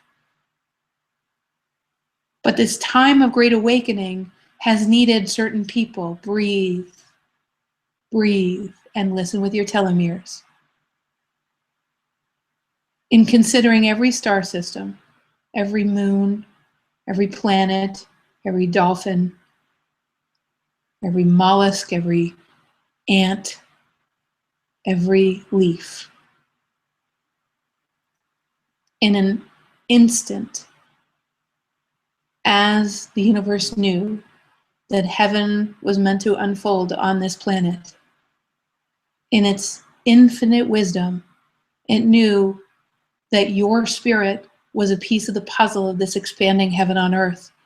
And for you to bridge yourself from your own density into your own magnificence is of paramount beauty and paramount privilege at this time of great awakening. And in fact, the universe did indeed think you were a good idea. In fact, you are an essential idea to an expanding heaven on earth. If you're listening right now, that is you. And you have the innate abilities within you. And even right now, you being willing to receive this information is an act of changing your life. Don't just receive it. Our question to you is, if you will receive it and do your greatest act of receiving to date, answer us this question. How much longer are you willing to believe those around you and your circumstances about who you are over creation itself? And if you can answer this question, in an instant, this innate ability will start to build within you. And it will take time, because that is the essential information to be able to truly receive. And everybody breathe. And there is nothing to do about this integration and activation. Certainly listening to it over and over again. As I said, it is one of 40 innate abilities. And all of the innate abilities work together. And without the others, it's a little bit tougher for it to move quickly, because as you integrate all of your innate abilities, they exponentially act upon each other and create an irreversible web. That's how, by embodying all of them, since they work together, what happens is it changes your default way of being.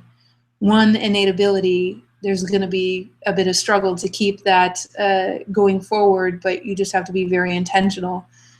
As you embody all of your innate abilities, you're changed permanently. So, everybody, breathe. I would love to hear your experience of that. Star 2 if you are on the telephone, and if you are on the webcast, you can type in your experience, and I'm happy to read those. What I do want to do right now is I want to read you out all of, I told you, I promised you that I would tell you how you could do innate abilities in a little more cash flowy sort of way. Our Innate Abilities program is done exactly like we're doing it now, live by video cast, and I'm answering questions like I've answered your questions. It's very deep, and it can get really juicy and personal, and it is definitely not about excavating, it's about activating. And there's some pretty amazing things that come up that sometimes are excavations, but for the most part, we're just showing you how to fly at that level of yourself. And thank you, Marcia, for saying how profound. So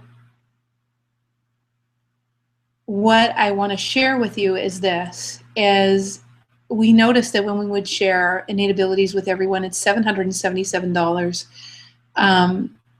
to do innate abilities. And what we've done with innate abilities, someone is saying tingling all over still. Dana's saying beautiful, that you were a good idea. Yeah, and Patty's saying eyes were weeping and tingling. Beautiful, Patty. So this is what we did. I talked to my marketing director, and basically just like last week, and we said, we really want people to experience this. If people only knew. So what we did is we created almost like a way for you to experience the first 12 innate abilities, okay? And in the first 12 innate abilities, we made it much less, like less than 50% off what it would normally cost for those innate abilities. So 12 innate abilities, the first 12 innate abilities you could do for $123. And trust me, I didn't scientifically pick that number. I just like 1, 2, 3. So it's $123 to do the first 12 innate abilities. And we certainly would love for you to be able to do that. Just so you know, to do the first 24 innate abilities is $555. So $123 is a really amazing deal, okay? And I would love for you, oh my God, it would be so amazing if every single one of you who hasn't done innate abilities would come and play with us for at least those first 12. The cool thing is, after you do the first 12, if you want to do the entire thing, we'll give you credit for the $123, and we won't do an up, you know how sometimes people upcharge when you pay later, when you separate your payments? There's none of that. Basically it's a way to have a 3-pay plan, right? You can do your first payment of $123, and then you can do a 2-pay for the rest of it if you want to continue on. But at very least, everyone here, I know you can afford to do to assist in this awakening world and change your world and the world at large, and embody those harmonics. And I know that hopefully it's affordable for most of you, and I would love to hear your feedback on that.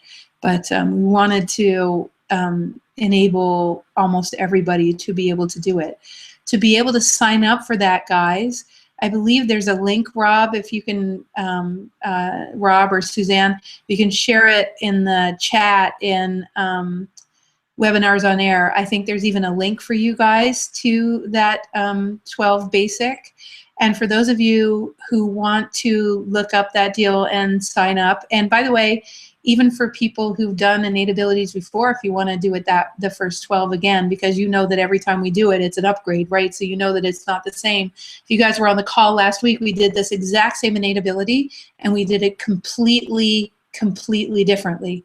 So in fact, if you want, we'll send you out this innate ability in both versions, and you'll see how it upgraded, which will be very, very cool. Also, for those of you who want to get the replay, but you're not already on our mailing list, you can go to thewideawakening.com, and in the upper right-hand corner of, well, actually, we'll probably even figure out a way to send it to you, but you can go to the upper, even if you don't want it, you can be on our activations mailing list. We send out an activation, a written activation a week, very short, but very poignant. You can go to thewideawakening.com, and you'll upper right-hand side, and you can get on our newsletter. Just please, if you would, make sure you double opt in. You'll get a second email that tells you to opt in. If you don't opt in, you'll stop getting our emails. So that's really, really important to do. So here's a couple of things that people are saying. Oh, thank you, Marie. That's so sweet. I don't even want to read that. That's like just sweet and probably just for my eyes. So, so you guys, yeah, share what that innate ability. I'd love to hear how you went through that innate ability and how you get onto the web page where you can sign up for the first 123. If you already know you want to do innate abilities, it's $777. You can just pay the whole whack or do the 2-pay option, and that's on thewideawakening.com/innate abilities. And don't worry, you guys, I will get rid of all these semantics. You know, these are the things that we have to give people who want to actually do the course. We're going to take about 4 or 5 questions from people, which are usually really super juicy. So usually just as juicy as the activation itself. But I just want to make sure that everyone knows where they can sign up, right? Oh, and by the way, I want to tell you, this is the last time we're doing it live this way. It's the last time you're going to be live and interactive in innate abilities with me. We're doing it a different way next year, and it won't be this way. It won't be live and interactive in this video cast with me. So I just want to let you know in case you're on the fence about it. I really recommend that you do it soonly as opposed to laterly. So the next piece of it is this, that you can go to, and just let me, actually, Rob or Susanna, if you can Skype me the link. I think it's thewideawakening.com/12 basic. And I believe, yeah, it's 12 basic. Basic is lowercase. So it's thewideawakening.com/12BASIC, and you'll be able to sign up for the $123 one where you get to do all of the first 12 live with me. You'll get the recordings just like everyone that's participating in the full program. You'll get the first 12 recordings and so on. All right, so you guys, questions, please ask, all right? So Dina is just saying, I'm in. What is the time of the first class? So the first class is on June 6th, and it starts, I believe, at 11 in the morning Eastern time, which is probably, if it's the Dina, I think it is. It's at 8 a.m. your time because you're on Pacific time. So that's when it starts, which is usually really great for people on Pacific Coast. And I am going to answer another question that often comes up. Thanks, Suzanne. It is 11 Eastern time. Another question that comes up is, what if I can't make all of them? I'm going to tell you guys, at least a third of the participants usually don't even do a single class live. They listen to all of the recordings because what we recommend is that every single person who takes this program actually listen to it 2 or 3 times in between the weekends we have it, because you integrate them a lot. And as I said before, each embodiment of each innate ability actually assists you to embody the other ones. So live or not, you can always email Susanna, our director of programs. You can email Susanna at, let's see, Susanna, what, Divine Order at thewideawakening.com. Her email is divineorder at thewideawakening.com. You can email her questions. So even if you're not there, I can answer your questions and you'll get your question answered and you can listen to the recording, okay? So, and Marcia said she's all signed up. Awesome. Maria's saying, I lost the connection about 9 p.m. and I just had to come back, and will this be released again? For sure. Everyone on Webinars on Air is going to get, tomorrow or the next day, probably Thursday, we'll send out the recording along with those links again. So you guys will all get the recordings, okay? So regardless. But again, I'm going to be really encouraging of you that you understand that it's great to activate this particular innate ability, and really they're meant to be all done so that we can create an indelible, embodied, let's say, matrix of remembering within you, such that, you know, because they all work with each other. You'll see why, when you read all the innate abilities, you'll see why you need all the others in order to actually do one, just like we just did an innate ability, and we actually talked about 2 other innate abilities in order to embody this one. So, all right, and I also, please, you guys, ask all the questions you have about the program. I'm going to go to Michelle. All right, I think it's Michelle. Michelle, is that you? Hey, you had your hand up for a long time, dude. How are you? I'm good. What I had about this, it's not a question, it was more of a comment to what you were talking about a while ago. But okay. I think it's still relevant that I share anyway. Just wanted to mention that I was in Innate Abilities, I guess, a year and a half ago. Yeah. I think it was November of 2013. Yes. And I just had to comment on whoever asked earlier about the visualization, and I have never been able to visualize. I absolutely can't visualize. So you can imagine how excited I was when I'm like, woohoo, I don't have to beat that down and try and make myself visualize. Yes. Yeah, totally. And it's like, because we're actually just doing it, right? Yeah. So it doesn't require that you visualize. And how are things coming to you, Michelle, after a year and a half after doing innate abilities? Well, that's what I wanted to share. So it was, in the beginning, a bit of a slow process, and I wasn't really quite sure because I think I was still trying to brain power it and see evidence and show me. And yeah, I finally just relaxed. And I have to say, now, a year and a half later, I can't even describe what's going on, but the Coles Notes version, I moved to a new town. I've had a person come into my life out of nowhere in what looked like a very painful way that has essentially assisted me to buy a house on my own with my kids. I had a little seasonal part-time job that everybody thought I was crazy for sticking with it, but I was just guided to be there. And now I'm on the fast track by all senior management to end up in all kinds of positions there. Things just keep falling in my lap, and I just keep walking through the doors. And it's been like, I mean, I just laugh now. I shake my head. I don't even, as long as I'm in motion, it's showing up, and it's beyond anything I could have ever imagined. A year ago, I could have never imagined that my life would be the way it is right now. That is so cool, Michelle. And don't you think it requires all, like, I mean, I'm asking the question facetiously. I got to ask it straight up. Like, doesn't it require all of, like, don't you, it's like all of them, right? It's like full presence.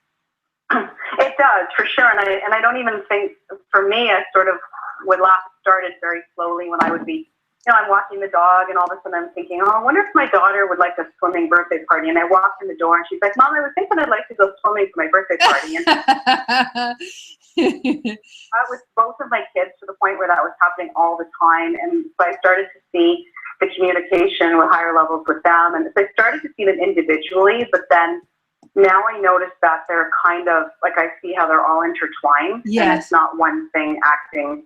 Yes. There's a lot of them that come into play to have things just fall in my lap. And it's not just that innate ability, it's all the other things that are, And as long as I've got you, Michelle, like, didn't you listen over and over again? Like, don't you still listen to them? I did. Yeah, I did once in a while. I did a lot in the beginning, for the first few months. Yeah. And I felt like it was a cop out. I thought, well, this can't be all I have to do. Just listen, listen. But as soon as I stopped, and we have a mutual friend who used to laugh because I'm like, but I'm not seeing energy, and I'm not this, and I'm not that, and I can't do this. And again, I was trying so hard, and as soon as I just let go of that, and I just thought I'm just going to listen over and over again, and just let go of any expectation. Yep. And they just pop up all of a sudden. About several months later, I'll think, that's cool. I didn't know I could do that. Yep. It's so cool. And it is very much like, for those of you that are taking innate abilities, it's very much about relinquishing the expectation of that's a great way for your ego to have you never embody your innate abilities. Have an expectation of what you think it should look like. Because as soon as you do that, just like Michelle said, it made her take longer to embody them, because and then she just let go of the expectations. She just let it rip, and away we go. And that's what happens for so many people, Michelle. That's awesome. I love you. Thank you so much for sharing that. I love you. Thank you. Mwah, mwah, mwah, mwah, mwah. Thanks, Michelle. Okay. Love you. Bye. Love you. All right, you guys. All right. And I'm just going to say a couple of things before I answer a couple more questions. One is, guys, listen, for me, this work is just so important. It's so important. And it's important not just for each of us to actually get on with the reason why we're on the planet, just like what's happening to Michelle. It's important because I was talking to my marketing director the other day, and this is what she said to me. She said, Jen, we got to do whatever it takes to get this work out there. And if she's done innate abilities, she does innate abilities every time, because the people that work with us can do innate abilities at no charge. And she does it every single time. She's like, I can totally get it. Like, if the world actually could see this, and they could see how everything is coming to them, and they could see from 100,000 feet, and they could see the big picture, and they could transmute their entire past so they're not scared anymore, and they could do all these things, there would be no need for war or for fighting or for, we could all get on with why we're here. And, we both had a very moving conversation about it, because that's really why it was given to us. And I say given to us because it wasn't just given, it's not given to me. I have the privilege of facilitating this particular program such that people can finally get on with their piece of the puzzle of heaven on earth. So Rob is just sending me a couple of questions that you have. And again, it's *2. You press *2 if you want to ask me a question on the phone. I'm just going to answer a few of these questions, you guys.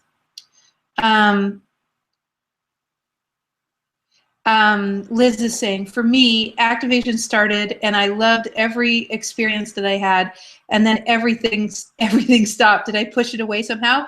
No, Liz, probably you started either having an expectation and not meeting it, or intellectualizing the process. But just like Michelle says, it's all good, because the fact that you did that with innate abilities means that you probably do that. No, not that you probably do. You definitely do that, because I'm looking at your energy. One of your innate abilities to remotely see people's energy is you start questioning things and doubting things. And what that does is it takes you out of your groove. So, and I'd love to hear your comments on that. But the cool thing is that in the innate abilities class, you could totally make that comment, and we'll have this amazing discussion around how people do that, and then we'll transmute you ever doing it again, right? So it's that intellectualizing and letting the mind get a hold of the process, right? And so the fact that you felt it is all that matters, and you know that you were in the activation of it. And the other thing is, the activation happens whether you're present to it or not. Do you understand? So I want to put your mind at ease, my love. Liz, the activation happens whether, it's just like your telomeres. Your telomeres are exchanging photon packages of light whether you were aware of it or not. Many people who come on this call would be like, I didn't even know that was happening until today. And so imagine that all of these things were being given to you and received by you and emanating from you without you even knowing. So the same is true with the activation. So don't you worry at all. The next question was, is this basically the same thing as your program, The 12 Dimensions of DNA, says Kelly. No, it's actually nothing like the 12 Dimensions of DNA, Kelly. It is a series of, breaking down the 12 dimensions of DNA and then doing the innate abilities that come with those dimensions. It's a totally separate and completely distinct workshop to the 12 dimensions of DNA. So the 12 dimensions of DNA is basically just opening the doorways to the DNA. What we're doing in innate abilities is we're actually doing the innate abilities, which we don't do in the 12 dimensions of DNA. It's the, let's say if you watch the 12 dimensions of DNA, this would be the obvious next step. This would be the evolution of that. This would be the if you want to embody that, then let's do the innate abilities associated with those dimensions of DNA. But it's a good introduction, for sure. Gurjeet is saying, will this change affect my children, parents, and siblings? Gurjeet, that's a great question. What happens is you will feel more relaxed, you will feel less reactive, you will feel more confident, and a lot of your doubts will go away because you're experiencing life from its multidimensional nature and seeing what's actually going on as you embody these innate abilities, and you're having the confidence of knowing what to say. I mean, it starts to get funny. You can hear Michelle after a year and a half, how she is after doing her innate abilities. What happens is you can't have an agenda of changing relationships in any of our programs. But if you just stick to your own journey and you have the confidence to just be different based on what you're integrating, your relationships with everybody will change only to more love, unless someone is a sociopath and isn't open to more love, right? But for those that are open to more love, for sure, because you can't help but be, it's even one of your innate abilities. If you look on that page, the wideawakening.com/innate abilities, go to the place where all the innate abilities are written, you'll see that one of the innate abilities is unconditional love, which means you just transcend reactivity to people, right? So thanks for that question. I don't think anyone's ever asked that before.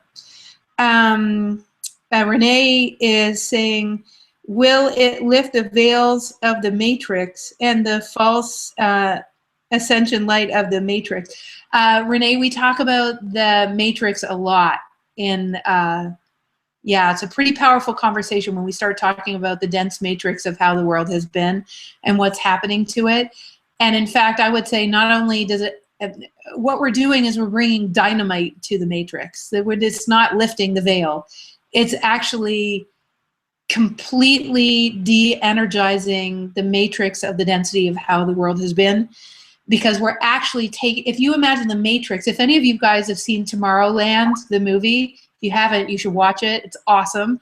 The vision that I used to get all the time before I started having the awakened dreams about this work is I got this vision of these clouds, and that as people wake up, they realize that the sun was always above the clouds.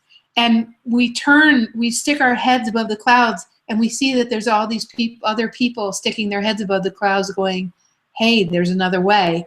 And that we all start flying above the clouds, right? We all start learning how to live life above the density.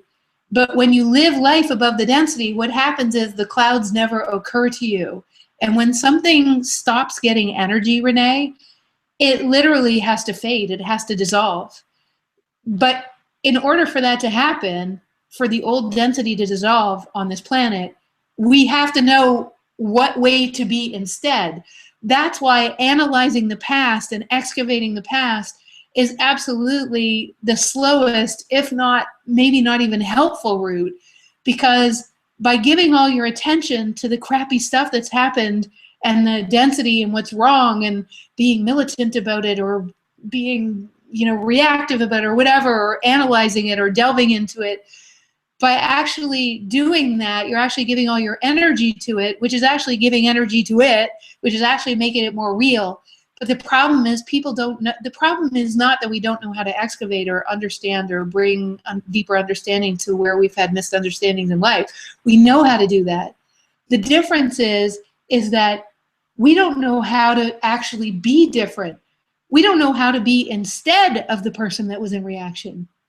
We don't know what to do with ourselves instead of manipulating life or manipulating our husband or using strategies to try to get ahead. And everything we do here at TWA is, how do we actually be the change? How do we actually be the changed person already? How do we operate with consciousness above the clouds, and just by living that way, activate, and how do we not be alone in doing that? Because, right now there's not a huge amount of people doing that. So, and again, great question. Gurjeet is saying, I'm in for sure. So cool, Gurjeet. I'm so glad. Craig is saying, how do we know if we're breathing with our telomeres? You are. You are, Craig, because your body wouldn't be able to operate if your telomeres weren't taking in photon packages of light. So you don't need to know. You are. If you're alive and you're texting me, you're typing to me, then you are.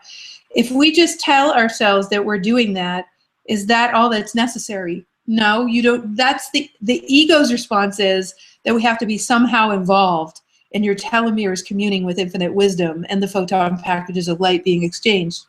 The ego would say that. But in fact, it's happening without you, because who the universe saw you to be before you got here is who you are, and then beyond. That frequency and that trajectory of a life that's encapsulated in your spirit is actually pouring through your body. So the energy of the trajectory of who you are is emanating from it's like a perpetual asking emanating from your telomeres, to which the universe is perpetually responding, despite your mind having all sorts of ideas about how this should happen and who you are and what you need to get over, and doing mental gymnastics in order to get somewhere. It's all happening without you. That's how loved you are. It's like we've overcomplicated this entire process. Do you know what I mean? So I hope that answers your question. And Joy, you're absolutely so welcome for providing this. And then Patty, I think, is asking, I know this may be a little bit off topic, but I am drawn to ask, do animals, feather friends, become attracted to us as we awaken? Yes, they do.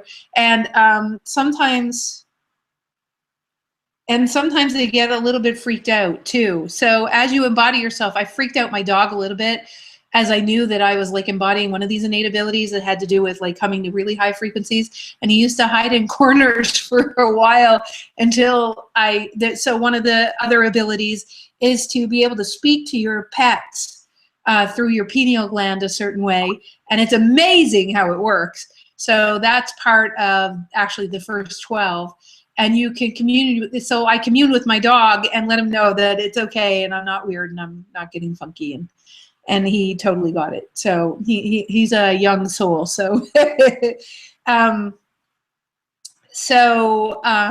it's not off topic at all. So the next question is from Marie, She says, can it potentially make it more difficult to live with non-spiritual friends and family? No way, Marie. You know what it does? It makes it easier to live with those people. Because what happens is you can start to see what's going on with them. You could, listen, dude, there are people, executives running companies who've embodied so many innate abilities because their job requires them to have their innate abilities in order to manage and be compassionate and bring together that great of a team, right? So their lives have necessitated, it's like necessity is the mother of invention, right? Them embodying a few, 5 or 6 innate abilities of the 40, but enough that they have some superpowers that have allowed them to run this great big company. So, and what it's done is it has allowed them to have the wisdom. The biggest thing the CEOs, this biggest innate ability they get is the ability to come from 100,000 feet, look down at what's going on with any one person or any one department, and then know, this is a second innate ability that we have, and know what to say or do about it. And so they actually have the capacity to live in even more harmony with even more people. So now, does that mean that's who you're going to hang out with all the time? Well, maybe not. Certainly, you might choose to hang out with people that are on the journey that way. But I'm telling you, I love my sister. My sister doesn't know anything about this stuff, right? I adore her. I love hanging out with my sister, Debbie. She's awesome. She is just like such a great mom and so awesome. And if she lived around me, I'd hang out with her. And she doesn't know nothing about nothing. It's more about her pure-hearted spirit rather than her knowledge of, otherwise we'd be playing the Enlightenment Olympics, right? And we don't want to do that because no. I definitely don't want to teach any course that causes the Enlightenment Olympics to happen, right? So Janice is saying, is this offer going to be open for a few days? Yes, it will be open for a few days, Janice, but make sure you sign up before the course starts because it'll be gone as of this Saturday. And Shar is saying, Susanna, you're such a blessing. Yes, she is. She's awesome.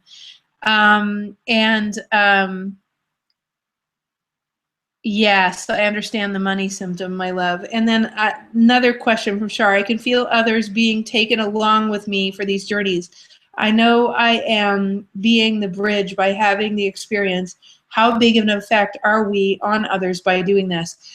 Well, imagine this. Imagine how many people you can be present to if you can come from 100,000 feet. And imagine, as you realize who you are, going out into the world without reacting, going out into the world by having compassion, going out as your default, like you don't have to think about it. Going out into the world and not being afraid to make it happen. Just by being the example of that, you living it, just like me embodying it and teaching it to you guys, facilitating it, and me emanating this energy, 80% of the program happens in the frequencies that I've embodied, and then them coming through in my words and in my actions, all that kind of stuff. And then you are a pay it forwarder. You don't have to teach anything. It's just by who you're being. And hopefully you guys can pick up on my energy and who I'm being, but there's who you're being out in the world. And as you just be that in the shifts, you're affecting thousands of people. You guys, this is how the world changes. This really, I'm telling you, it's how the world changes. It's certainly how your world changes, which is the bonus. So I hope that makes sense. So guys, thank you for all your questions. I hope I answered them all, but I am going to go over to the phone and see if anyone has a question there. I'm going to give one more push for questions, and then we'll close out tonight, okay? Suzanne is our program director. You see her making comments in our webinars on air chat. Susanna's awesome, and she definitely is involved in that private Facebook page. So in Innate Abilities, you get the private Facebook page, okay, that everyone will be invited to, and I do special readings, I do articles just for people in Innate Abilities, We channel messages, like there's all sorts of stuff. There's like resources, all the recordings are up on that page, all the, like there are tons of things that happen on the Facebook page. That community becomes a community where you get to be seen and you get to know that you're not alone and you get to have the confidence of your journey, right? So the confidence in your journey to know that you're not alone with all of those other people there. The other thing that I want to share is, and Susanna is such a, you know, she just creates the most amazingly loving container for that. And she's awesome. And she and I will both be on that page. And that happens almost daily, right? So you're being upgraded in between the upgrades. So, and then of course there's the live classes, and you can send us questions if you can't be there live, and you're gonna listen 2 or 3 times to each particular call, and then you're going to listen long after that happens. And everybody here who signs up for Innate Abilities, for the full Innate Abilities program, so that's a 777 one, everyone that signs up for that actually gains access to the home study, which is the edited copy with a whole bunch of extra content and activations from me. That it's beautiful with the workbook and everything. And all the most poignant articles that I write on our private Facebook page, all put into a package. And for the general public, we sell it for $300, but you guys get it for $147 after that's done. So, so that's the other benefit of being in Innate Abilities. You totally don't have to do that, but we find that at least half the people in Innate Abilities do it, because it's just great to have everything all in one place, you know, and all edited and nice and lovely. All right, so, oh, and Catherine, I mean, you've done Innate Abilities before, dude. Catherine Sweet says you're on fire, Jen. Well, Catherine, you should share your experience of Innate Abilities. I know it's been awesome for you too. I'm just gonna, so the last little push I'm gonna make is, and I'll do a little activation right at the end of our communion here. But the last little push I'm gonna make is, you guys, listen.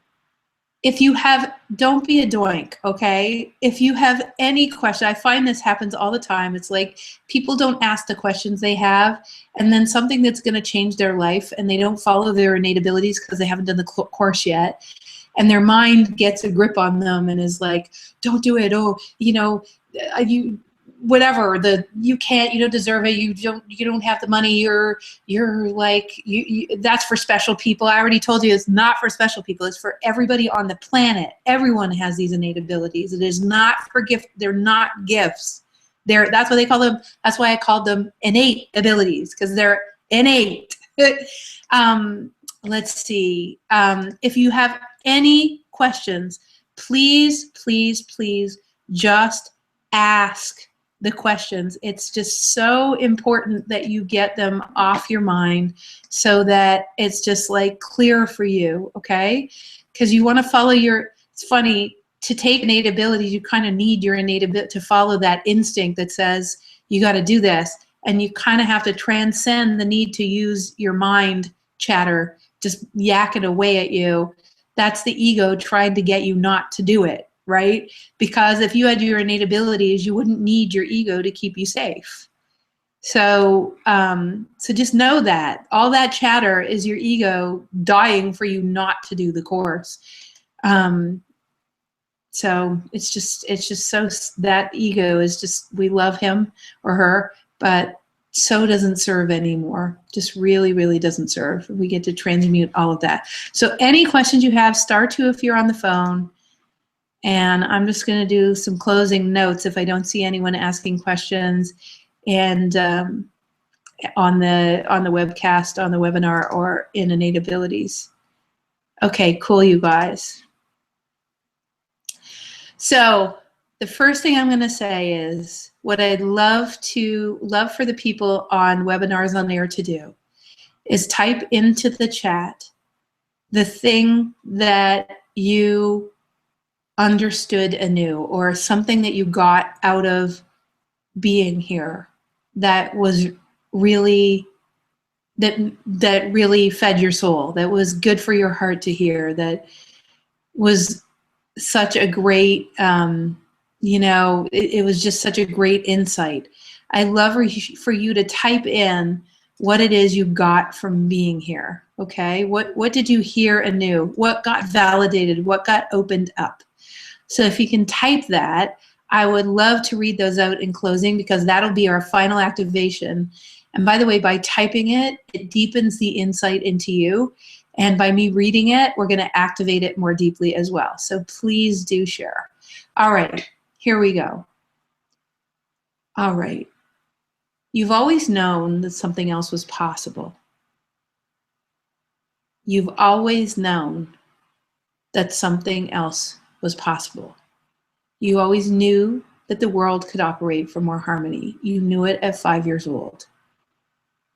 You could always feel that the density and the fighting on Earth could shift. You always knew that. It was just hard to see how. It was just hard to see how. One of our participants, who will be taking innate abilities this time, in fact, I'll introduce you to her. She's from England. And when she was 7 years old, she was on a beach in Ireland. And when she was 7 years old, that's when the Catholic and Protestant wars were still going on. And the south of Ireland is quite lovely. It even has palm trees in some parts. And she was there, and there's a red-haired, freckle-faced girl who's about 6 or 7 as well, playing on the beach, and they started making sandcastles together. And the little girl was making sandcastles with her, and she was Irish, and she was Catholic. And Kathy, my friend, was Protestant. And little kids tend to be much more connected to their knowing and tend to not have a lot in the way of their natural propensities. Not all of their innate abilities, but the ones that they walked into this lifetime with. And they had so much fun together. And the little red-headed girl said, "You're Protestant, aren't you?" And Kathy said, "Yes." She said, "Well, I'm Catholic and I like you." And Kathy said, "Well, I like you too." And they discussed how people weren't being very nice to each other. And they, sometimes I can't say this without crying. This really happened. These 2 little 7-year-olds on the beach looked at each other and they said, "You know, I think that if we just hug each other hard enough, that everybody who's Catholic and Protestant will feel it and everybody will stop fighting. And the war will be over." And I thought to myself, who's to say that that's not what ended everything? But isn't it amazing how the knowingness of little kids is so powerful? And isn't it amazing that we have an opportunity to get back to that same knowingness for us? And I just wanted to share that little story with you, which was told to me a long time ago. And I'm just going to read to you what people are saying so that we can reactivate a bunch of stuff for everybody on the call right now. So here's what everyone is sharing.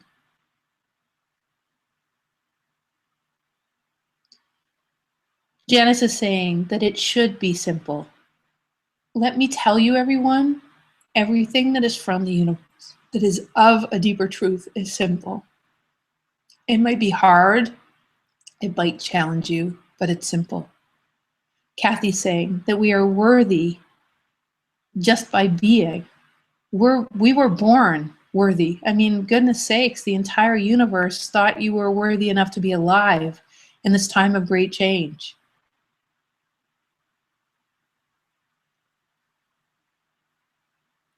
The next one is from Rebecca, that the mind doesn't have to understand it. It just is. So simple. Put words to what I always knew. Joan is saying everyone can do this. There are no gifted people. There are just people that have embodied things more, Joan. Yeah, absolutely. And we all have the ability to do it on the fast track. You know, over the next several lifetimes, everyone will come back into a body that has these innate abilities upgraded. But we're in a time of bridging, which means that this is the time to actually embody those innate abilities on the fast track before you leave this body. And it's the only lifetime in the history of the human race where we've been able to upgrade this physicality while still being alive.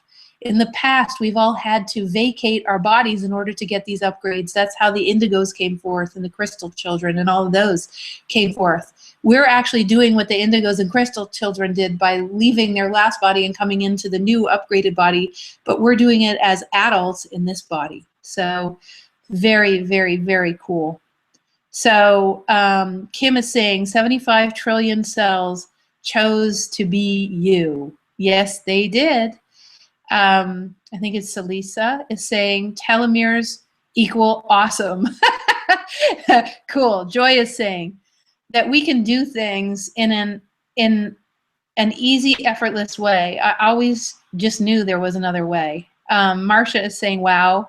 Janice is saying, this is so beautiful. Thank you for sharing. Oh, Janice, so welcome.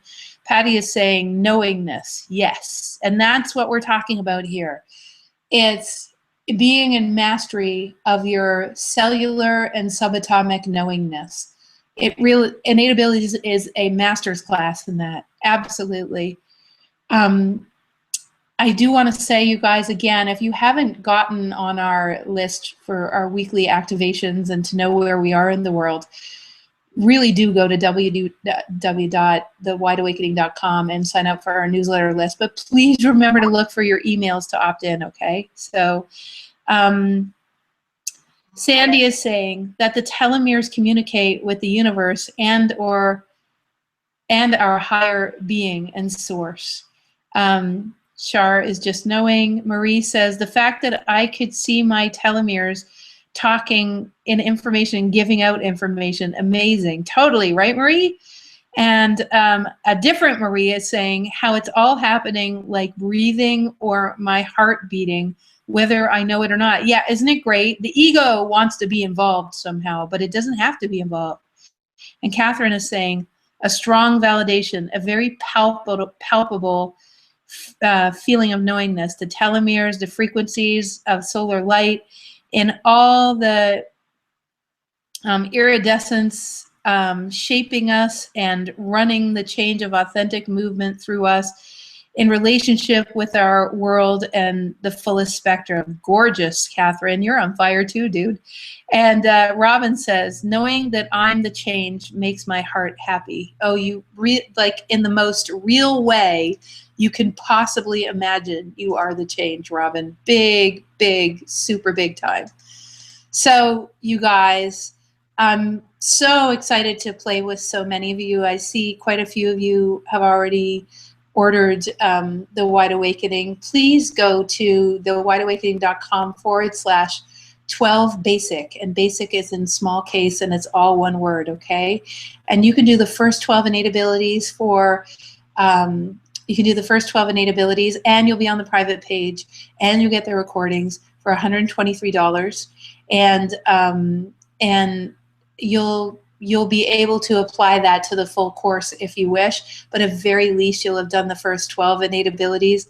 And I just, again, it's just such a privilege to be able to dance with all of you and know how much, with several hundred people being on the line with us tonight, knowing how much the world is changing and how many people are drawn to this kind of work and how many people are wanting to go on the fast track instead of analyzing the living heck out of why it is the way it is, just going on the fast track of getting on with your piece of the puzzle of heaven on earth. And it is my privilege to assist in any way, shape, or form. And I am just so grateful to my higher levels and all of my guides and angels that I have the supreme, humble, honor of facilitating these workshops. And it's going to be my privilege to assist you guys all to fly forward, because it's just time for us all to wake up, right? So, and I get not to be the only weirdo in the crowd, right? The accountant turned, weird energy reader, multidimensional DNA activator person. So you guys, thank you, everyone. Just an honor, a privilege, big mwah. You can absolutely pass this on to friends, like please do. If you know someone that you think ought to take the course, that deal goes to everybody. So as many people as we can have an innate abilities, you can imagine that is a really amazing thing for the world at large. So, and that's the underlying commitment of the Wide Awakening, is to really awaken this world.